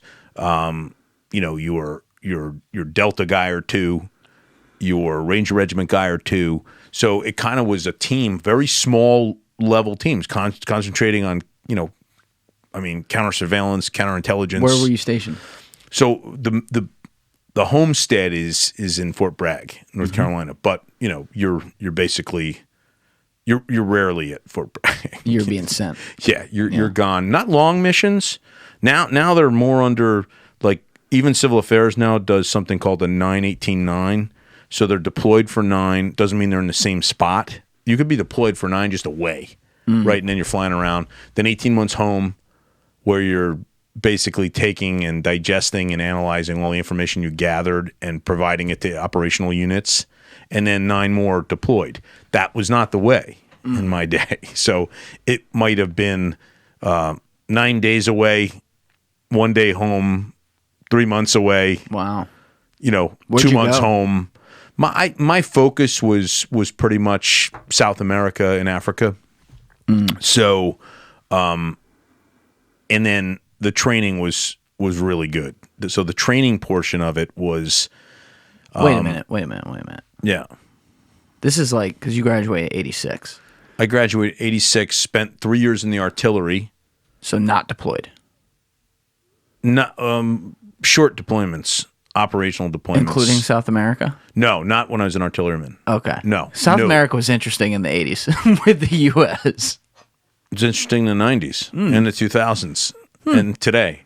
So, and then separated by a master's degree in South Carolina. So, the Army sent me for my master's. So, MBA. Got it. Okay. But at the same time, there was a lot of mission-friendly work there. You're practicing your skills. Like I don't know. I guess let's just say hypothetically you were a boss in the FBI who hosted a civil affairs team. to learn counterintelligence in a large city in the Northeast. That's shit you would do, right? So that's cool. That was some of my favorite work was actually, and I do it to this day for clients. It's the same thing. If I counter surveil you, I basically am teaching you how to live a different lifestyle, how to do something different. Not be the same pattern guy who comes in, puts his kid in the car the same way every day. This is what Andy Bustamante was talking a lot about. He went through. That guy's a galaxy brain. I mean, he's a special guy. Yeah, in a lot of ways. He broke down the different, he was talking about the patterns of, what was it called? Someone's lifestyle. Patterns of life, lifestyle. or something. Yeah, lifestyle. And so he would explain how, from a spying perspective, all they would need was the smallest derivation, and things that not you, but someone like me, we'd never look for that. But the smallest derivation that says that's outside the realm of normal, they could spot someone. He's like, he explained one thing. He's like, there's 7.5 billion people, whatever there is in the world. Like the movie Schindler's List. Yep. There's only one red dress, the little girl in the red dress, right? That's what we're looking for. So he goes, we can immediately eliminate 7 billion of those 7.5. And now we're looking in that 500 million, and we're looking at those people to find the smallest derivations, and then boom, we got them. And then you exploit it. Yeah. Drive it through and exploit it. So similar, that's kind of, we're coming up in the same, you start as the same training person, and then you kind of branch out into the things that make sense for your specialty, whether it be under presidential orders or whether it be under, JSOC orders, whether it be under Pentagon orders, whatever that might be. And so my life kind of continued on that same path, but just in a mentoring role, because I always looked up to those guys who were bureau guys or CIA or agency guys or Delta guys. When I was a young captain, serving in the civil affairs unit, I'm like, there's a lot, and there is a lot to learn. I mean, they'll teach you everything you need to know, and like that, and make mistakes, and it's like your best coach in sports, right? You think of your best high school coach. It was a guy who let you make the mistake 20 times, and then said, "Okay, here's the way I'm going to destroy you for making that mistake. You'll never make that mistake again once you know that." Same thing. So that was most of my time, and then when you were in the field though too, right? Like you were out there, gun over the shoulder. Doing the damn thing. Yes, definitely. But more of mine was utilizing those skills, which are innate. Yes. All of us that come out of West Point have those skills. Using those skills in order to that's a bad, in order to accomplish your objective. Whatever that objective might be in your world, different. Different for me than it is, I take my buddy Stan, who was a logistics officer, who was then assigned to ExxonMobil in the 90s, who then would transition, similar to me, transition to a company. So you can, my company's a little different, right? His company trades, my company didn't trade on the market. But, he was kind of part of that, career path process. So you're saying there was a... Yeah, so there's he's going off to he's retiring. So God bless you, Stan. You know how much I love you. And he's retiring, going off to we're trying to buy places in the same spot in Florida. We will. And he's going off here with a ton of stock options. I'm going up here with just a shitload of options. So I look at it, right? So but it's the same pattern. And somebody just asked me yesterday, did you ever think about staying in? I was like, yeah, definitely. Yeah, why did you? I kind of did though, and I always answer that. I kind of did. In my mind, I did.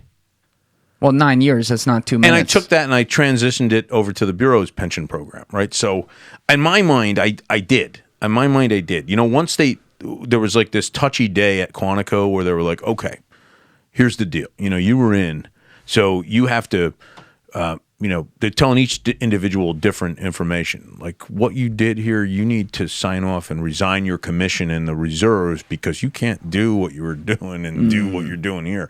So like I checked it all out. I'm like, okay, but I get all this time back. And then the person said, not only that, but we'll give you your West Point time. Oh, so you still had some? You were in the reserves when you left. No, I Did couldn't. I totally fuck that up? I had to resign my commission from Yeah, reserves. so they were saying you had to do that. Correct. Got it. So, Got it. So I gladly did that because I was able to say, oh, wait a minute. So you're going to give me all that active duty time, that 9.5, plus West Point? What do you mean give it They to gave you? me they gave me 13 and a half years seniority on day one in the Bureau. They like transferred the credit to the Bureau itself. So I was like, Oh, wait a shit. minute. So I remember like thinking. Now your career makes more sense. So I was thinking to myself, like, I remember thinking, well, wait a minute, like, did I just screw that? Like, did I just sign? I couldn't put it together, and then I wound up making a phone call to a couple of guys who I trusted, and they were like, no, dude, you did great. Like, that's the way to go, And then it was seamless, and so there's this the big thing, believe it or not, like, money. Obviously, you don't do those careers for money, and I think that's kind of why every once in a while I get that, like, fuck these guys that make a lot of money, because I didn't, but I got so much better stories. But at the end of the day, not in their mind, but in my mind, but you kind of think about all of the time that you have in and whether it's of value to you when you look at it on paper, and it was. It made sense. I got a 33-year retirement package at 54 years old. But also, you're walking into the Bureau with a huge dick day huge, one. You've got the big thing is the money's one thing, but the big thing is your leave time. What do you mean? So you accumulate hours of leave for each pay period in the Bureau. So the Army's different. The Army's 30 days a year. And you'd have to take that's Saturdays and Sundays and everything. So you get 30 days a year, which is nice. It truly is. I mean, it's 4 weeks plus, right? The Bureau, when you're a brand new agent, hey, how you doing, whatever, you get 4 hours per pay period. It's not until you have 15 years that you get a full day per pay period. So within a year and a half. You had it. So I was gathering 26 days a year plus 10 to 15 sick days plus, temporary duty days. So I just saved those all up at the end of the time. And when I retired, I couldn't really take leave. I mean, honestly, I just didn't have the time. I'd always have either something going on or whatever. Retired, I got like a massive leave check, which made me feel pretty good, right? I mean, that was good. That was good stuff. So the advice was great, and kind of I kind of stepped into it, but I felt like I did really well on that front. So that was always protected for me. And then doing what I love to do. I think I've said this before. There was probably 5 or 6 days in my career across the board, both careers, both 33 years, that I was like, fuck, this sucks. And all that was basically me. It wasn't them. It was me. Or like a boss. I had one boss that I was just like, oh, yeah, this guy's a boob. And I felt bad for him. And I tried to talk to him and say, like, I don't know, man, I would, be careful about that. Don't, all right, what am I going to do? And so then I just immediately would ask for a transfer, like, hey, whenever you get ready. And they were glad to give it to you because they just wanted a guy like me the hell out, of their area because I was causing too many issues and problems. In their mind, I wasn't, but in their mind, oh, you're gonna make me work. Oh shit, I can't do my crossword. I can't go to Dunkin' Donuts 6 times today. Okay, let me leave so you can do that stuff. I know it's important to you. So that was kind of my career path with stops internationally, both operationally active and training active. So you may be in Costa Rica on a mission, or you may be in Costa Rica doing training, or you may be in Venezuela. You may be in,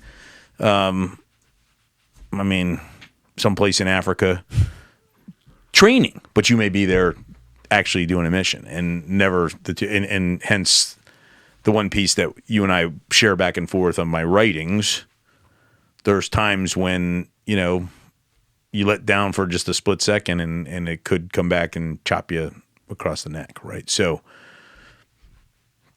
that's kind of the way I've led my thought process throughout my career. It's just kind of separating.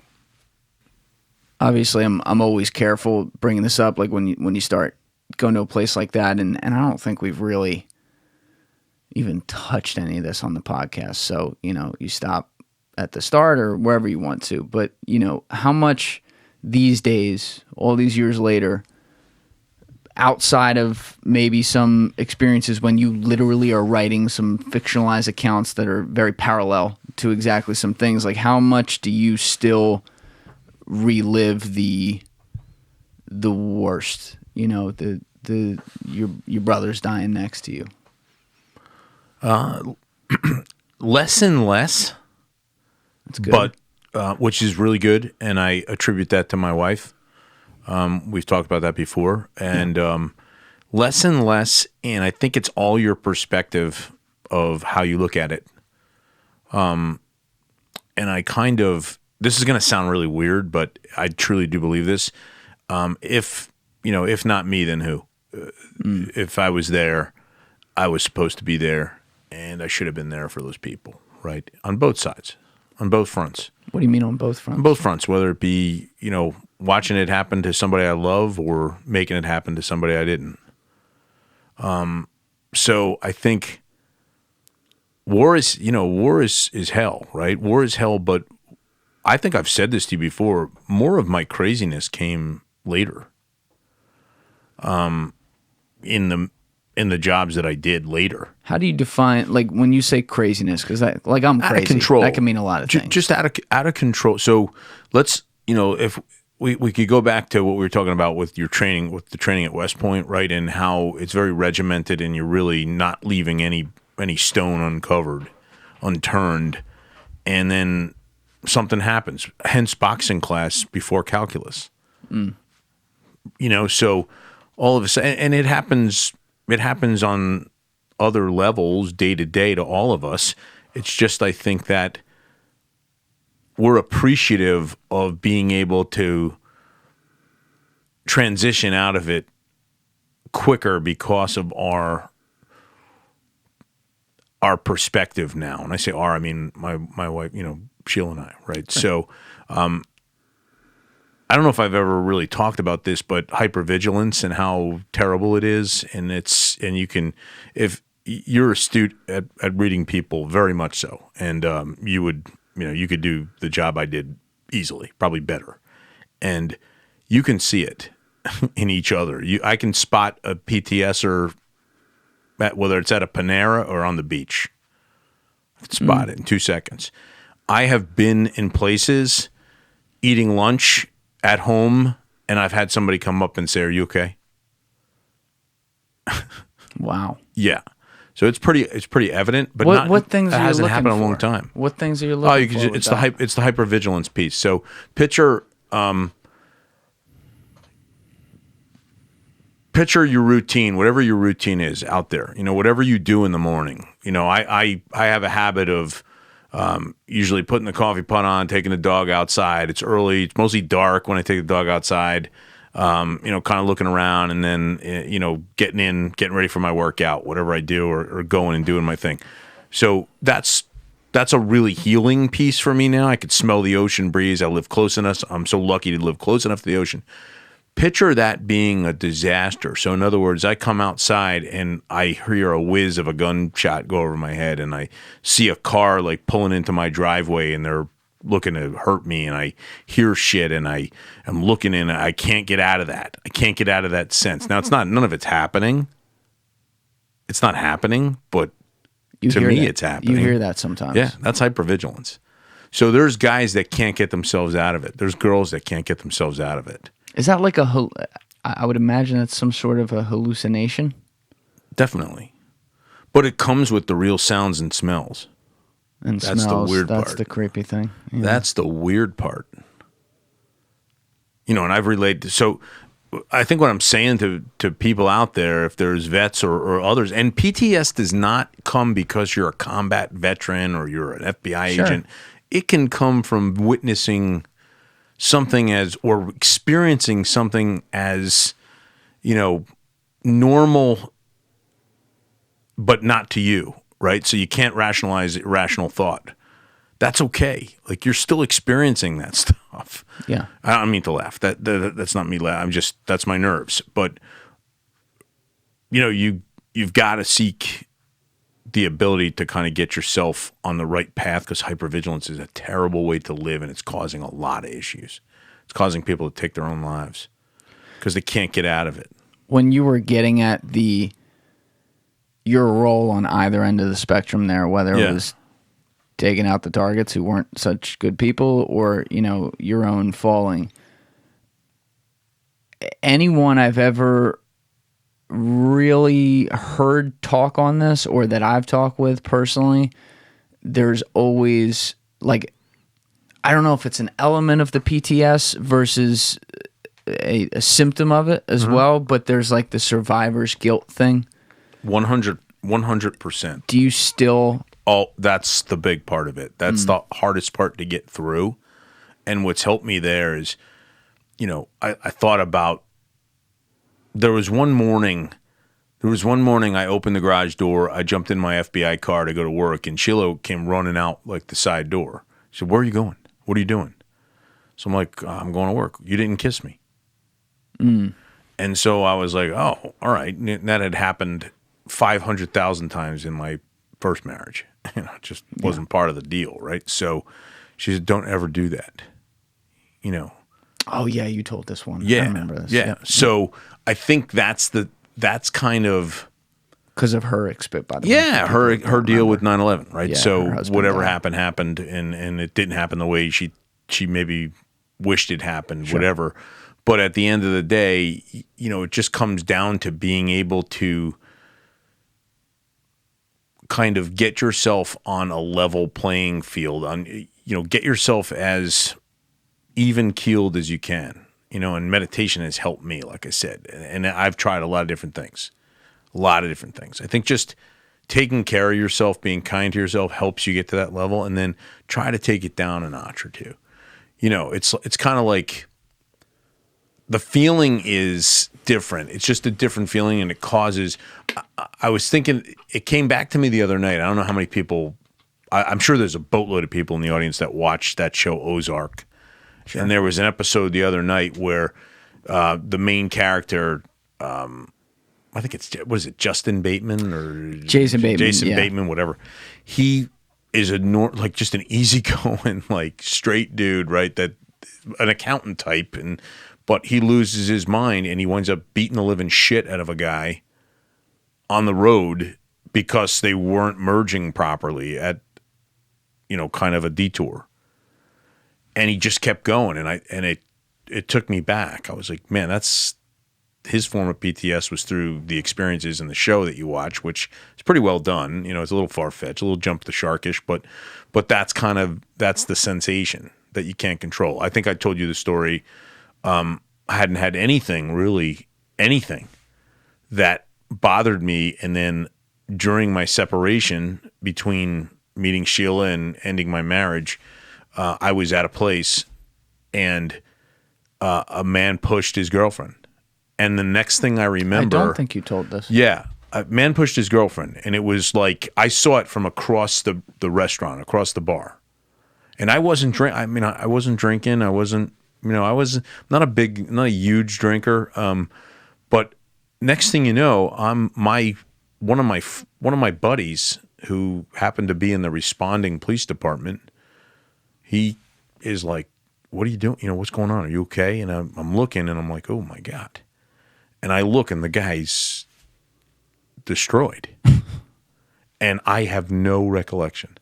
And I said, "I'm not trying to get at anything, honestly, but something he pushed, I think he pushed his girlfriend, knocked her glasses off." Is that PTS or is that training though? No, because this was were trained to protect. Because I had seen some of that in places that I had been. Yes. And it started with a push of a woman, and then it opened up into something different. Yes.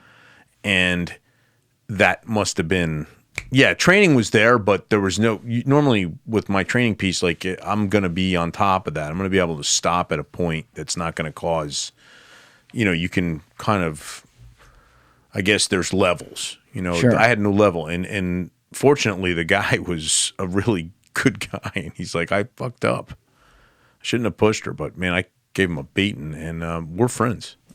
Really? Yeah. Actually talked to him, not a lot, but he'll text me for holidays, and Thanks for helping me. And he's thanking me, and I'm thinking to myself, whoa, thanks for helping me. Just beat the fucking shit out of you. I don't even know how many or what I did, but it reminded me of that Jason Bateman kind of scene, and that happens. So I think it's part of it is the fight, the fight or flight piece that kicks in, but you're in society now. You're going to Starbucks in the morning. You're not going to side of a road somewhere looking to jump into clear a room with potential bad people in there. So I think that's and there's guys and girls suffering all over the place, and you could see it. Yeah. I mean, I've tried to help, but you got to be careful. Look what happened to Chris Kyle. I mean, that's a PTS. Oh yeah, guy that killed him, he was killed by that guy. Killed trying to help a guy, right? So, and I've experienced it, You and never seen know. it. You never know. People are suffering, and they're on medication, and there's different things, and mental health is a huge problem, and the PTS community is a huge problem across the board. Law enforcement, military, people in general. Do you think that coming home and basically right away going hardcore into the FBI as you did was, in hindsight, some of it putting a Band-Aid on a bullet wound? Because it's like, okay, well, I had to leave Somalia or wherever the fuck where this crazy shit's going on, but I'm going to find the craziest thing I can at home. In this case, the FBI, working the most nutso cases, including stuff internationally, and I'm just going to sink myself into it, and we'll roll with the punches here. No doubt. It's a self-destructive kind of behavior that comes with the hypervigilance. Taking chances. It doesn't matter what the chance is. It might be just speeding up through a red light, but taking chances. It could be at any level. My big thing, I enjoyed just kind of going down to the beach and, after dark and going in the water. That's self-destructive. Yeah. I mean, I'm not saying there's huge, sharks swimming around Bayhead, but Yeah, it could be. there could be. And that was They're okay. preppy, too. And that was okay. They're They very wear preppy. vineyard vines. Very, very preppy. Yeah, they have. They actually wear shirts with old golfers. We wear shirts. But there's the great joke about that, but I can't really tell it. Okay. I Why think that's the what water? Water was one thing. Maybe taking some chances with other things. Saying stuff or trying to put yourself in a position where you might get, hurt or something bad happen. Wait, that doesn't answer my question. Yeah. Why did you feel like after dark you had to go into the water? Well, I knew the reputation of the water. Like I knew, hey, there's possible. This is scary. Oh, you wanted to let's see touch the coffee pot and when it got hot. See what happens. Got it. See what happens. But that I recognized that and said, oh my God. And there's a couple instances that woke me up to that. Like, oh shit. All right, I'm going down a bad path. And then I meet Sheila and things start to get better. Way later. Yeah, but things start to get better. But I mean, I think there's examples of that through everyone's life, and I was taking chances that could have backfired in many different ways. Many different ways, and you got to really. Thank God I had a very dear friend with the bureau who just wouldn't take no for an answer. He's like, no man, we need to get this straight. And he physically brought me to a counselor, to a therapist. And because he was seeing been signs great on the job. Yeah, he was like, what's going on? And he was a guy who had some of those experiences in his life, and he just knew. He's like, well, what are you doing? You're trying to really screw this up. And so that's good that you had that. Yeah, it was great to have that guy, and not everybody has that. And I was fortunate, and I would say at this point, once in a blue moon, I'll get like a damn, thank God. I could have really put myself in a pickle on that situation. The old stuff, there's a couple of things. Dates from time to time, I'll wake up and I'll be like, it's that day kind of thing, and I'll be shit, but I'll work through it so that I bring out a fond memory of that person or that event or something. Johnny McHugh's date is next week. It's next Wednesday. So he's he's dead 12 years next Wednesday. Yeah. And that wasn't even one you were. Yeah. But that's your buddy. That's my buddy, right? Yeah. So I'll think about that and think about a fun time. Like think about, when we were kids and we were playing wiffle ball, or think about something. And that helps get through it. But I'm through it much quicker. In everything, in every part of that disease. That disease could cause mood shifts. It could cause you to lock down and not say anything. It could cause you to kind of go away in your own spot. It's basically disconnect is worse than anything else. That's the part of it, because you remove yourself from your life. You don't feel human. And so then a lot of the VA's solution is to pop the pills, and then that makes it even worse. That's so it makes society's problem worse. Now too. Like in general, just throwing pills at the problem. It is. I mean, it is, and it doesn't help move it forward in any way. So I've kind of looked at things and said, okay, I'm going to come up with a nice memory. Like we're having a very small golf outing on Monday with guys and girls that remember John. So with Johnny Mac, I love it, but we've lost the personal touch, and we've lost the ability. We've priced out people. People can't play. People can't spend $3,500 to play golf. Right. That it's not accessible. We're friends. Yeah. Right. But they could spend $80, which is what we're doing on Monday, and we're doing a couple of stale buns and bagels, and you come out, you swing the club for 4 hours, and then we sit around. Everybody's going to tell a story. It's 28 of us. We're going to tell a story about John, and then toast him and say God bless and move on. Right. So I think that'll help a lot of people who have that's been suppressed for them, because since Johnny Mac Soldiers Fund started, they haven't been able to afford. Really, I mean, it's like off the charts. Yeah, it's a serious. But for $80, they're fired up. Like I've never seen people so fired up to play a shitty golf course in my life, But it'll be fun, and we'll have a blast. And it'll be all people that knew him, that played American Legion with him, or played basketball with him, or was his dentist. Stuff that the first year we were all together. Then it went away. So I think those are the kinds of things that help me to reconcile the feelings of damn, poor me kind of thing. Yeah. It's easy to fall down that trap too, but it's great that there was somebody there, like you said, at the FBI who had at least somewhat of your background and knew what to look for and got you to recognize that, because I do think about that.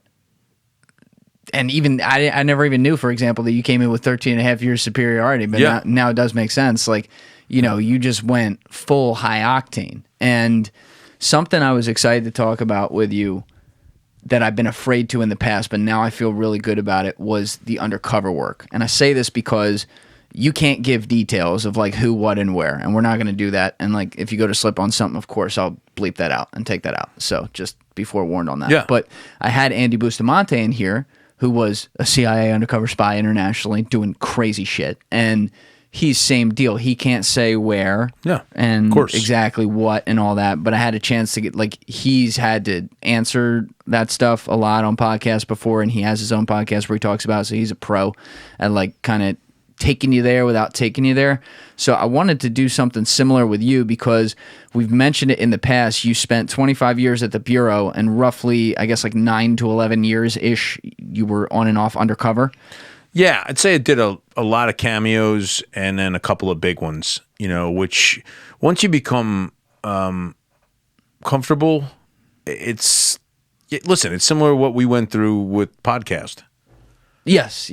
Once you become comfortable, it, it's kind of like you can talk about it and you can do it, and people trust you, hey, okay, this is a go-to guy that we can do. When you say cameos, maybe shorties. maybe shorties. Maybe here's a good way to go about it. Yeah. Can you explain the Bureau's levels of undercover? So when you were saying cameos, that's one that could be you go undercover for one day posing as somebody, versus the longer ones where you were 3 years or something like that. You can make a cameo could be a phone call.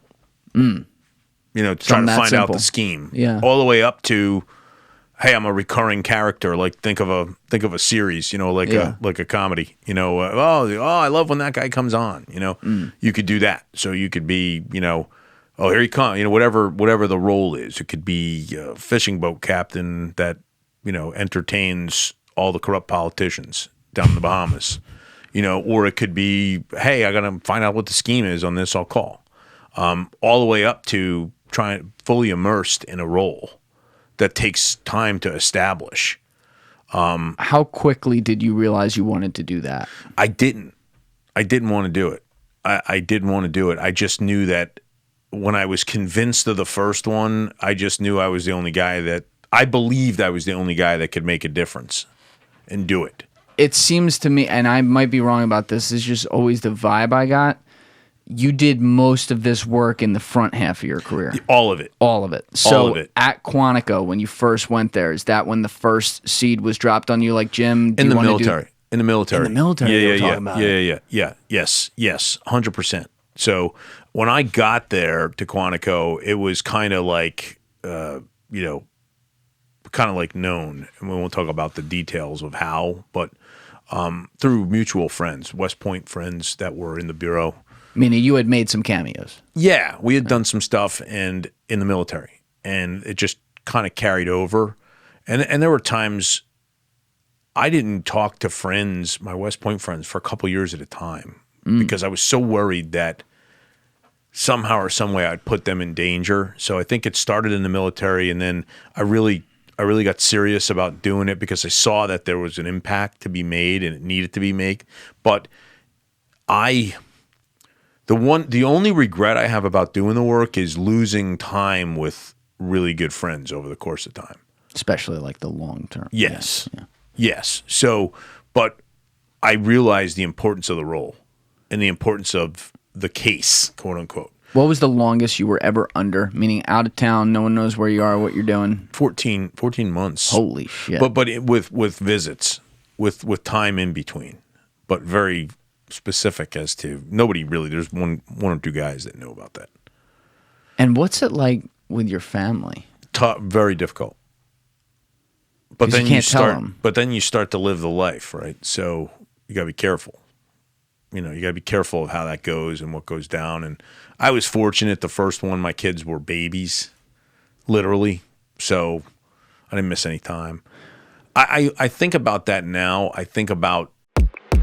If you are looking to search the web privately and not have all these websites track you when you leave, check out my friends over at Privado VPN. Privado is the VPN company that gives you full privacy while losing you no speed, and you can use it on up to 10 different devices at one time, which is a beautiful thing. If you have multiple devices, you get the same product everywhere and you pay for it once. So if you hit that link in my description, you will see my landing page with the site at Privado, and you'll see a plan there for $4.99 a month. It is the same one I use. It gives you all the things I just told you and more, so check it out. You're going to love it. With this grandkid, like I think about time missed, but my kids don't have any of that. They don't have that sensation. That's good. They don't even. I think if you put a gun to their head, they would be like, "Nah, he was there." You did it at the right time. I think so. Yeah. I truly do believe that. I mean, there were times when I was, 4 months away or whatever, but there was an explanation for that. Oh, Dad's got to, and then I would see them maybe every 3 weeks for a weekend. So how hard is that though to get away? Listen, and keep a story. There were times. I can tell you, there were times I woke up the morning of the start of it and said, I ain't fucking doing this because I ain't leaving my kids. And how? All right, so how? But I did it. How long? Like that 14-month one, for example, where it's 14 straight. 2 questions. First one's easy. Approximately how many times did you get to visit your family over that? I would say at least monthly. Okay. At least monthly. At least monthly. Sometimes more. For a day or two?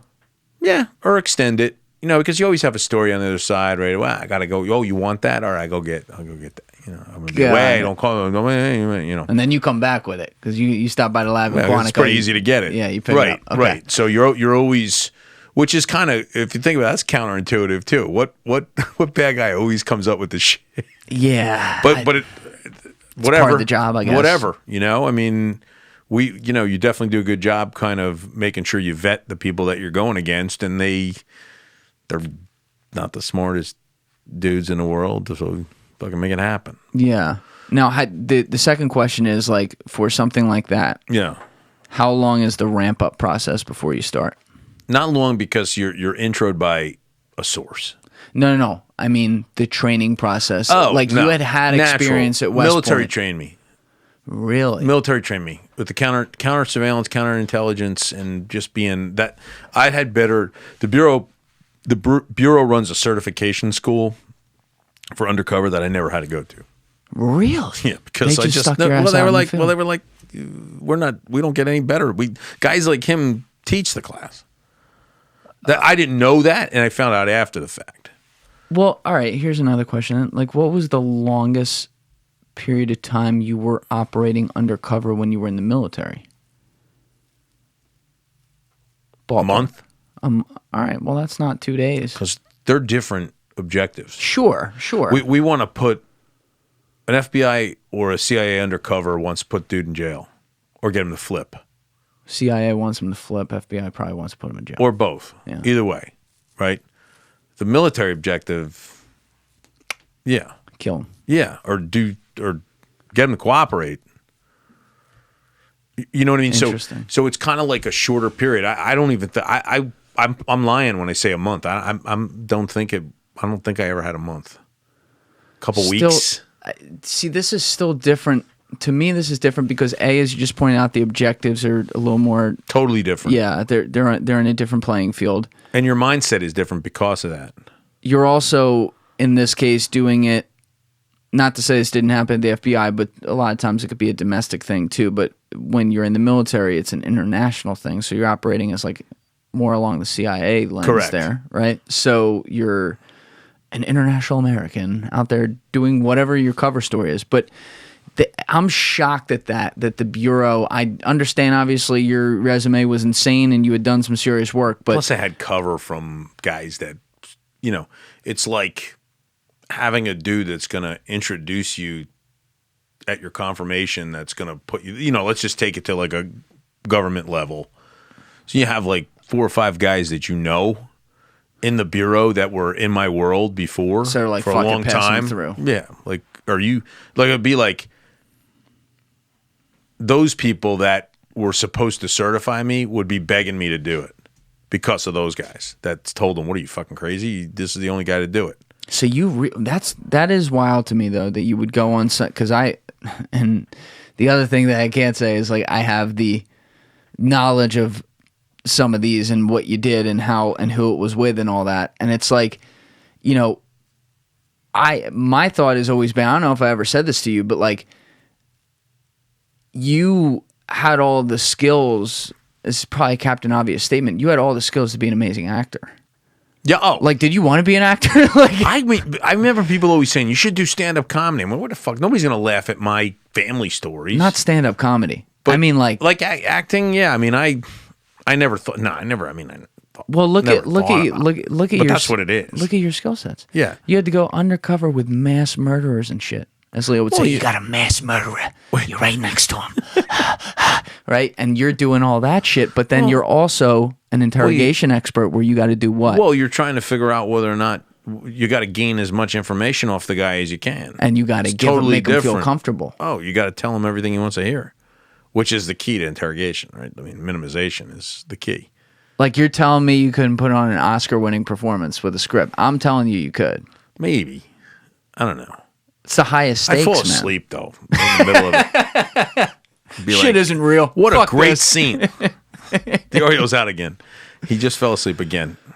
But yeah, I mean, you're right. That's what it is. That's really what it is. I mean, it's an act, and it's an act across the board. It's not just an act. Like, think about it. Like, the most I've ever talked about it is right now to you. Mm-hmm. I've never talked about it, Sheila. Right, but I've never talked about it with my ex. I never talked about it with my brother. I've never talked about it with. It never felt comfortable to share that information, even though they realized they knew you were on the I don't know. cover. I don't know that they. That's a great. I should You ask. don't think them. your wife knew? I don't know. Honestly, I don't know. I honestly don't know. I'd have to. What did you tell her you were doing? Inspections. Honestly, that was the term. A lot of inspections at Tuesday night at 2 a.m. But the term in the Bureau is inspection, right? So an inspection, a real inspection, well, I don't know. So there's an arm of the Bureau that's the inspection division that handles everything from internal affairs up to and including full inspections of a field office to kind of determine their efficiency. And that's a long process. So you could be on the inspection team. And I could just say, oh, got another inspection in Salt Lake. 5th one this week. Yeah. Wow. Nobody knows. Nobody asks. I guess. That's, it brings in extra money, and there's a little extra check. Something. Nobody asks. I guess. And then I just never felt comfortable. I had 2 guys that I trusted that did the same work as I did, that they trusted me, and we chatted out, and it's the same thing as the guy I told you about that pulled me aside. He was one of the guys, right? So he pulled me aside. Whoa, what's going on? That kind of thing. So you just kind of realize that. And it's empowering, too, when you have success. It validates what you're doing. Wow, shit, we really did get that guy. Or we really did get this person. And rightfully so. There's no, getting back to Esper, right? It's constitutionally right. Sure. Believe in what you're doing. I believe in what I'm doing. Yeah. Because I'm doing it for the right reason. I'm doing it because it needs to be done. Somebody has to do it. Why not me? What were some of the different ways, how would you infiltrate the various people and or organizations that you would be around? Did you get an intro from a source on the street? If you needed it, yes. If you needed to get to the point where, wow, this dude's he is not budging, whatever. But I rarely did, because if you want to see you know me well enough, but if you want to see my undercover abilities, just come to the store. Come to the store on any day when I'm there. Jimmy's like, Dad, everybody wants to talk. Everybody's trying. Today, he's like, did you see the guy? He couldn't stop making eye contact. He wanted to talk to you. It's just in the way of handling things. We talked about the first time we were together, the deal, familiarity and kindness and politeness. Yep. That's access. Still. I mean, that's just, how would you find yourself in spots and they're paid for. So, all of a sudden you're the dude that has a fishing boat, or you're the dude that has something that everybody wants, and people are stupid. They're not money really does talk. Yes. Money really does talk. How did you know? Because it's not like you're sitting there behind a computer and analyzing this, or watching the podcast after. You're live, in the spot, just talking with someone. And you could tell right away. You could tell if they're going to be fuck you, or... for the people that didn't, though, how did you know now's the moment to turn it over to business? Just something that I just felt it. And I was never wrong. Yeah. I just kind of was like, yep, this is it. And it's similar to, you don't chase it, you don't pace it. You just let it happen. The guys who chase it are not good at it, and it's similar to business, similar to what I do for J3. I don't chase it because it just looks cheap if you do. If you chase it, you're looking cheap, as opposed to just, they always come back. I tell every client I talk to when they say, I don't think we're really going to need it right now. I say, okay, I'll talk to you in 2 months. Always. Yeah. And I tell you, it's less than 2 months, but okay, you ready now? Okay, good. Yeah. And I used to be like, all right, we got to get the business to this point, and then this way I can hire. Now it's that's not the case. Do you get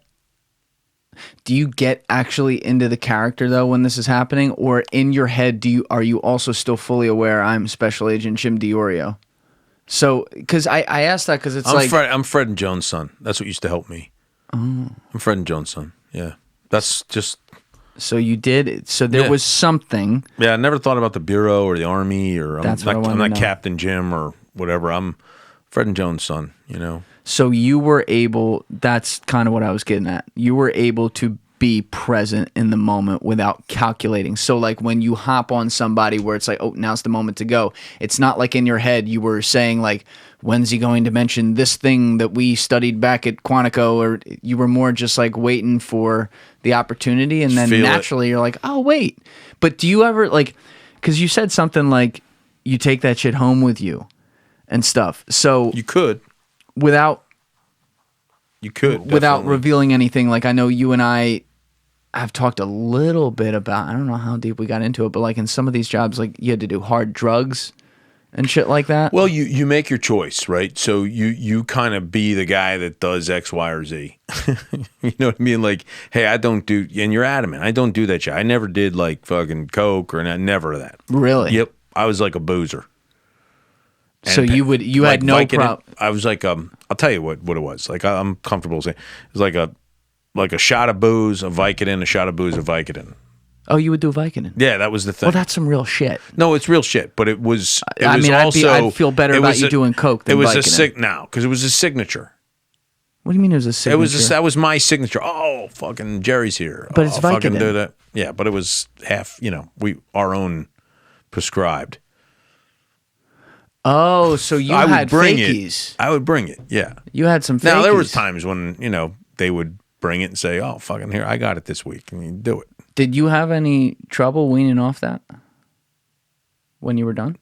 No, not that, not then. But I had some trouble weaning off it when I hurt my neck Like years later? years later. That's very interesting. Yeah. Because like you say, It never like it's goes light. away. That's like No, if you had said Percocet, Vicodin, Valium.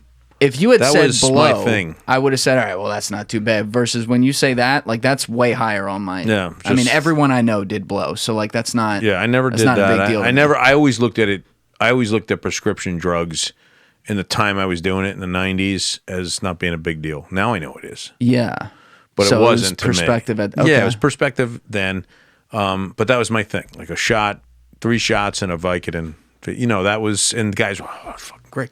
And then even if fucking Jimmy V. funniest thing, even the fucking, even like the fakies, like dudes would be like, "Oh, I feel old." I'm like, it's a fucking tic tac, jerk off. But so you know, yeah, where you can but hit 'em, you kind of know what you got to do to just and to answer your question, like how do you know what the time is? It's like you just feel like I truly can feel a time to tell a dude a joke or to ask about his kid, or I can feel that just comes to me, and on the opposite side, I guess the curse of having that is I also know when to shut down to get people to chase. And the curse of that is sometimes I do it with the family. And it's not good. So I'm working on that with my therapist. Stop shutting down and going dark. You don't need to. You're not trying to get anything. What are you doing? But my head says, all right, DiOrio, it's time to shut down. Even it's though time to get those people to chase. Because there's always something you want, right? There's always something you want, whatever that is. And so I've really been working hard. That's the curse of being able to go get it from both sides, right? So you know the time to, and you know the time to let them chase. That's a powerful piece. Getting them to chase, that's a fucking power rush. That's everything in life. It's like if you text her 10 times, she got you right where you want her. Correct. If you don't answer the text, you're in business. She's going to text you 40 times. Without a doubt. It is true. It's true. You got to be careful with that, though. Well, as you said. It can affect relationships that are very meaningful. Yes. As opposed to just acting, but I learned it so well and it worked so well, and I always kind of got what I needed out of it that I started doing that, and it actually, I can tell you that, going dark for me is still something that I have to really work on with friendships, with never be the guy that the only time he calls because he needs something. Yeah. Well, you don't have that problem. I don't, but it's like, it's scary. That's one thing I wake up in the middle of the night to. Fuck, did I do, oh, all right. Yeah, no, I didn't. Okay. Yeah, you should probably do that more, frankly. Yeah. To be honest with you. I probably should, and it's always that fear of like, uh-oh. Yeah. But I think that's the blessing and the curse of even like what Andy did and how he did it. He'll tell you, I guarantee you it's a version of it, is just knowing when to close and then knowing when to shut down to let others close you. You know what it is? I mean, it just boils down to a pretty obvious point. It's psychological power. Of course. Right? So this is this is an interesting little subtopic here, because you are using psychological warfare in situations of being undercover or situations of interrogating like a mass murderer or someone crazy and getting a result because there's a job to be done. That human beings, I don't think any of us are infallible to this. Human beings are very, very able to fall down the pathway of power and what it grants them, because what does it do? It gives them convenience for their life. It gives them a degree of being able to control the destiny around them. So when you do all this 24/7, literally, like even if you're undercover or not, like you're either interrogating people or, you know, getting under people's skin, or you're literally undercover, it's got to be pretty impossible to not bring it home and fall back to it, to be able to, like, your end goal is to make everyone around you happy, and sometimes you can mix that with what makes you happy and maybe other people not.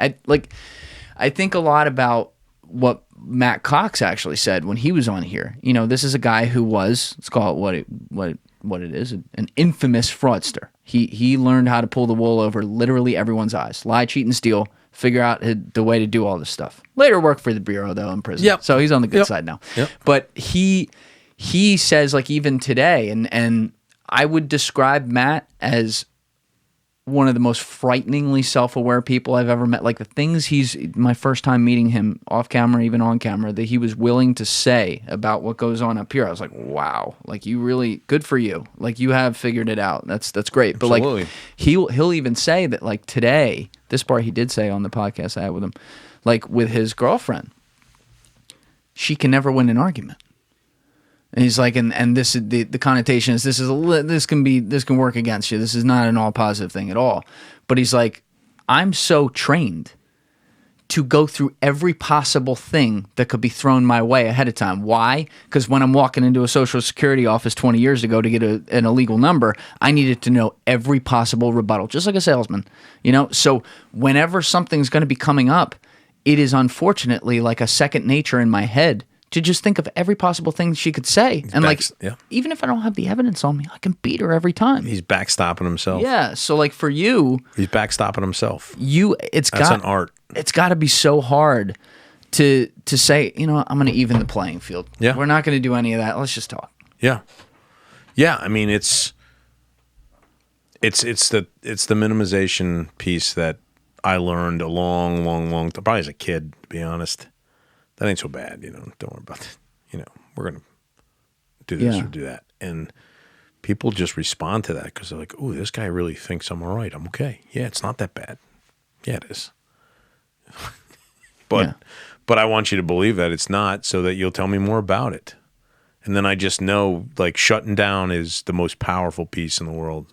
You know, it's the hardest thing to do because as humans, we want to talk. We want to talk. We want to keep the conversation going. Because it's our own, you know, kind of self-esteem root, negative core belief that we're not good enough. So we got to keep it going, because if we stop it and they stop it, holy shit, they hate me. But it works the exact opposite way.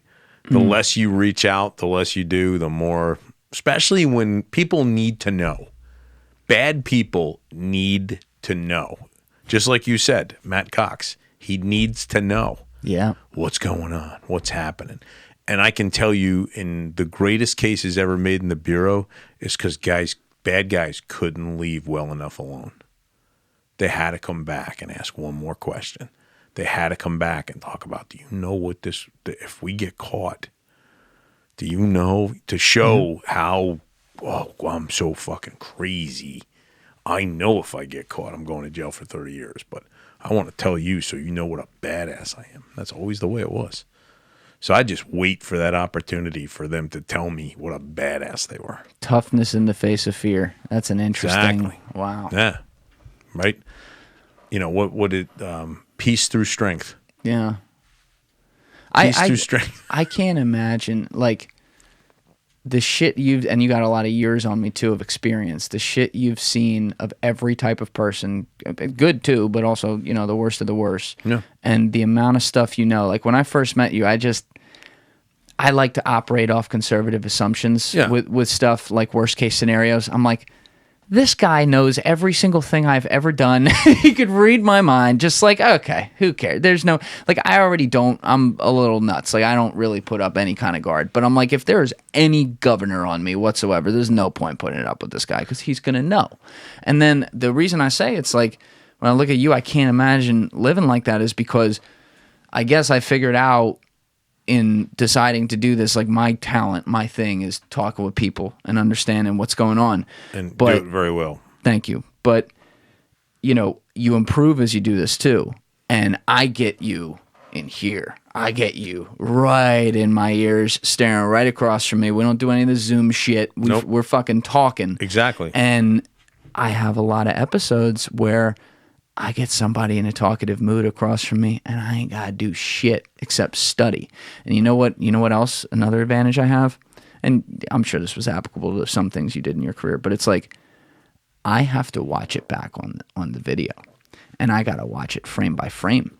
And then if I go to make little short pieces of content in there, you know how many times I listen to someone say the same thing a certain way? Yeah, right. So a very creepy thing that, like, I don't sleep well with is when I'm talking with, and I just try to convince myself I'm not, but I don't do a great job. When I'm talking with people, they're not in there. I can't read minds. You're crazy if you think you can fucking do that. But I'm inside people's heads without trying.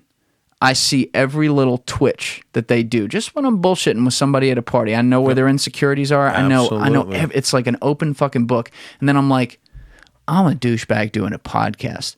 What does the FBI interrogator think of every person they meet? That's it. I mean, that's the key to being successful is just being in tune with yourself first, your abilities, and to be realistic about what you can and can't do. And I know my thing is just you're going to chase me by the end of this fucking conversation. And I'm going to give you enough where you're like, I got to be around that guy. I got to ask that guy more. He knows something. I got to figure out what it is. Yeah, because it's a big thing. I mean, it comes down to trying to get somebody to tell you something that you never thought, anybody would ever know. I got to do that as an interrogator. If I go at you, will it be fun? Yeah, we had guys in the office that would just scream and yell at guys, insult them, scream and yell. And at the end of it, I'm like, all right, what are you doing? Like, what are you doing? Like, you just shut them down. But talk, I know they're shit'ems. I get it. I'm not going to be friends with these guys. Maybe I will. I mean, some of them I have become friends with. But at the end of the day, I just want to make sure we're comfortable enough to be able to discuss the worst day in your life. How do we discuss that? I have one or two things I don't ever want anybody to know, But there might come a time when somebody's a little bit better and gets it, and how do you get it? How do you figure out that point?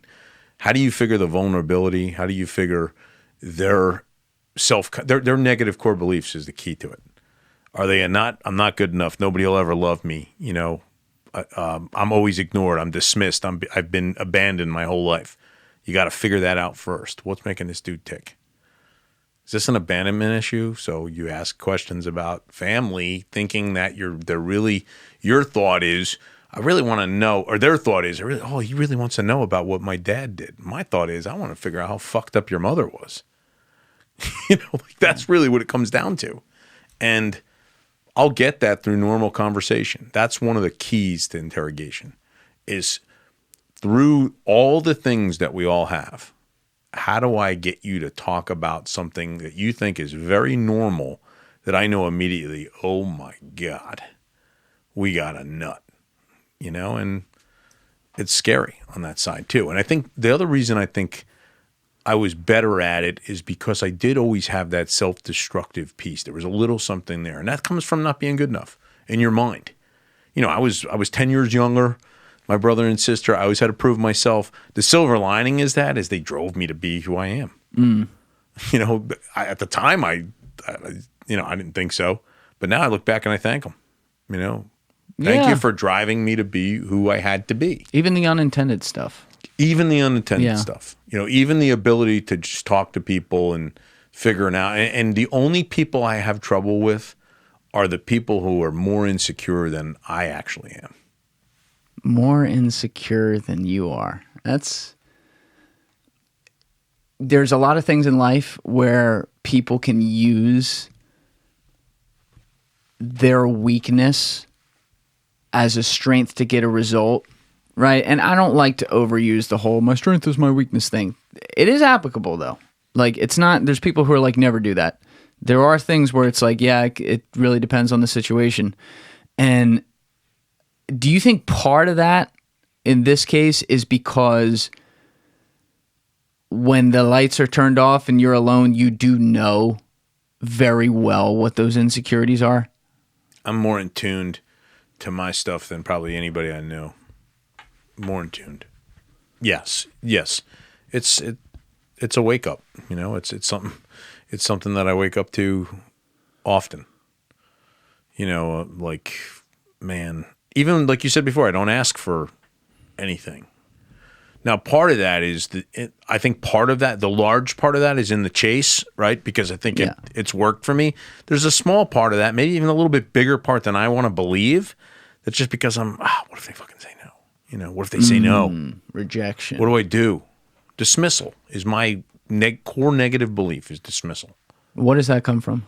That comes from childhood. Yeah, you know, being 10 years younger, right? So 10 years younger and never really taken seriously, because that's just the way it is. In an old Italian family with a lot of relatives and with a sister, I love my sister. She's the best person I know. You know, she had 2 kids at 19 years old, 19 and 20. I was 8. Wow. She's 12 years older than me. I mean, my parents actually said, okay, time to step up at 8. You know? But at the same time, basically your childhood's over. We got to take care of your sister and her kids. But at the same time, you're also, it seems to me like what you were describing is there was a tone of like, all right, run along, Jimmy. We're taking care of this. Yes, dismissal is just that. Okay, you know, and then but again, it's the greatest gift I ever got. But I will it does keep circulating back in my life until I kind of realize why it's happening. And when I do, it's you know, I look at it, I always think about it as like a golf, you know, you're hitting the ball good off the tee, and then all of a sudden you're like, why did I do it? Well, because I fucking didn't turn. Yeah. Well, it's natural. You feel it. Well, why are you feeling dismissed? Well, because you fucking allow yourself to feel dismissed. Period. You know, that kid's not doing it on purpose. That person in your life, that family member, your wife isn't doing it on purpose. It's just what they're doing. But you feel like you're being dismissed because they've got something else going on that they need to take care of. You know, so that's once, you know, dismissal caused me to say, hey, everybody, look, it's me. It's Jim DiOrio. So I'm not just going to go to an ROTC program, which, by the way, I think I've got buddies. I'm not saying this in a bad way. I'm going to fucking go to West Point. Because I'm not going to just be, you know, a normal infantry officer. I'm going to go civil affairs. Prove yourself. Yeah. I'm not going to go in law enforcement. I'm going to be in the FBI. And even today, you know, I'm not going to do, private investigations or following some divorce case. You got to do the serious shit. Yeah. So it's like, look at me. But that works for me, and I'm okay with that. But deep down, there is a piece that says, man, I'm not going to ask, you know, Tony Guzzi, Steve Cannon, or Joe DePinto, who are dear friends, for work, because what if they say, nah?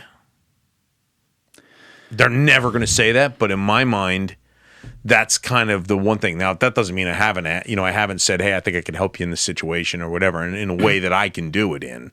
But I think that's something that's powerful. It's powerful for me. It's worked for me in the interrogation world, because the shutting, all of a sudden, I think by accident, I shut down one time because I was like, I can't ask this dude if he did this. Why? I don't know why I thought that. It was like something, I can't even remember like the details, but I can remember the interview. I can remember the interrogation. And I just I kept saying, oh my God, like if he shuts me down now, I got a lot of people outside the room, and, oh my God, like what you'll be in. And then I just shut down and he came to me. I was like, ooh, that's a fucking great strategy. Right now, not that I always do it, because sometimes it doesn't work. Sometimes you got to choke that out to get it and tease it out, but But like for the most part, it kind of works, especially if you get in a situation where it's kind of dead, kind of stops. So I think dismissal has served me well. I don't like it. I don't like feeling, and we've talked about this before, step parenting, the hardest thing I've ever done in my life, because you're being dismissed most of the time. You're putting yourself right back in that by accident. Yeah. You're being dismissed most of the time. Yeah, and then that can trigger some shit. Yeah. But you're aware of that, which is good. I am more aware now being Sheila's husband than I ever could have possibly been being Sue's husband. The more that I talk with you, the more I realize why we get along, because we definitely have some similar weaknesses, like that are talked about. That dismissal thing, I fuck with that heavy. I understand exactly what you mean. And the other layer to that, though, is you have to know the line between having a chip on your shoulder and a boulder on your shoulder. A boulder can crush you. And even when you have success, it can crush your spirit. Like, I don't know Michael Jordan, never met him. I only know what I see. Yep. Michael Jordan is the most decorated basketball player to ever play. I all respect to LeBron James. I love LeBron, like great player. I still think Jordan's probably the best, but they're 1-1, right? Michael Jordan is a miserable son of a bitch, it appears. Like, he obviously goes out and has fun and stuff, but he is completely incapable of letting the sails down. Like, he's so overly competitive to people that, like, that other perspective never seems to come out. And I could be wrong because I don't know him, but that is the vibe I get. And it's because Michael has a boulder, and he has to prove himself to everyone. So much it comes out in how he tips caddies, right? Like, I'm not fucking tipping you. I had to work. You're going to fucking work. You're caddying for Michael fucking Jordan. Like, it comes out in everything. And so I worry about the guy sometimes because it doesn't make him a bad person. It's just like... But it's still there, hot and heavy. He doesn't recognize that. Nope. Me... I hope, and people can keep me honest on this that are close to me, but I have a chip on my shoulder from that dismissal stuff you talk about. And it drives me. And when people are dismissive by not even paying attention or taking the time of day, or if they take the time of day and then don't even have the time to come back and tell you to go fuck yourself, I'll respect you if you do that. I'll prove you're wrong. Right, but at least you're acknowledging that we're on the same sheet. Right. When they don't do that, this thing comes in. Right? And I don't want to beat you. I want to destroy your will to ever try again. Like if you don't do anything to not be on my side, I'm on your side forever. I help people I should never even help. Nope, right? I got like you. I love people. But that dismissiveness has a power to, like, it'll lock you're you up. done. Yep. You're fucking done. And so seeing you, like, how you carried this in your career, I'm not sure if you looked at it that way. I don't want to put words in your mouth, but, that prove yourself thing was able to then be transferred into skills. Yes. Right? 100% on that. Like 100%. I just think I need it to be recognized. And you're right. Like my stone... I don't think I ever had a boulder, but I definitely had a stone that could have rolled down and hurt me. But the chip is now, it's silly, but it's there, and I've got to acknowledge it and say, okay, it's there a little bit, and it's mostly, where it lies for me is, impacting yourself, not impacting the world. I'm an impact the world guy. I'm not an impact myself guy. I'm confident that if I chose a path that would have led to greater material gains, that I would have achieved that, but they never really meant any.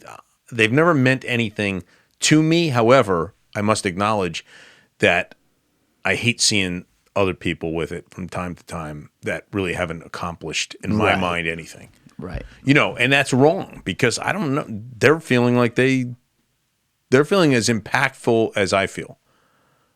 But that's them. It's all relative too. It's all relative to what you think is important. and what's going to get, and it's the dismissal. What's going to get me recognized? In Rumson, would a lot of cash get me recognized? No. Middle of the road guy. Yeah.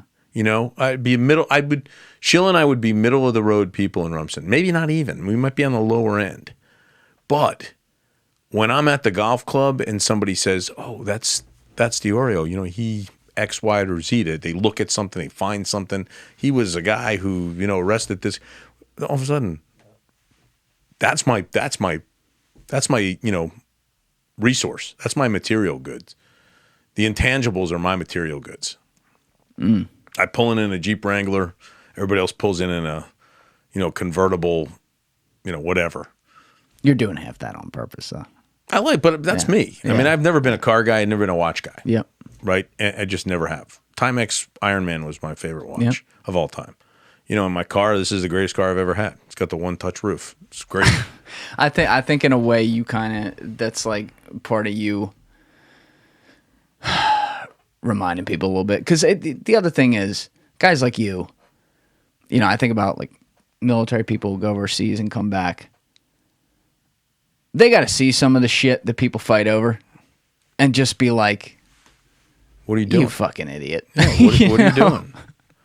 What are you doing? Like, it's perspective, and they don't have that, and that's okay. And I need to.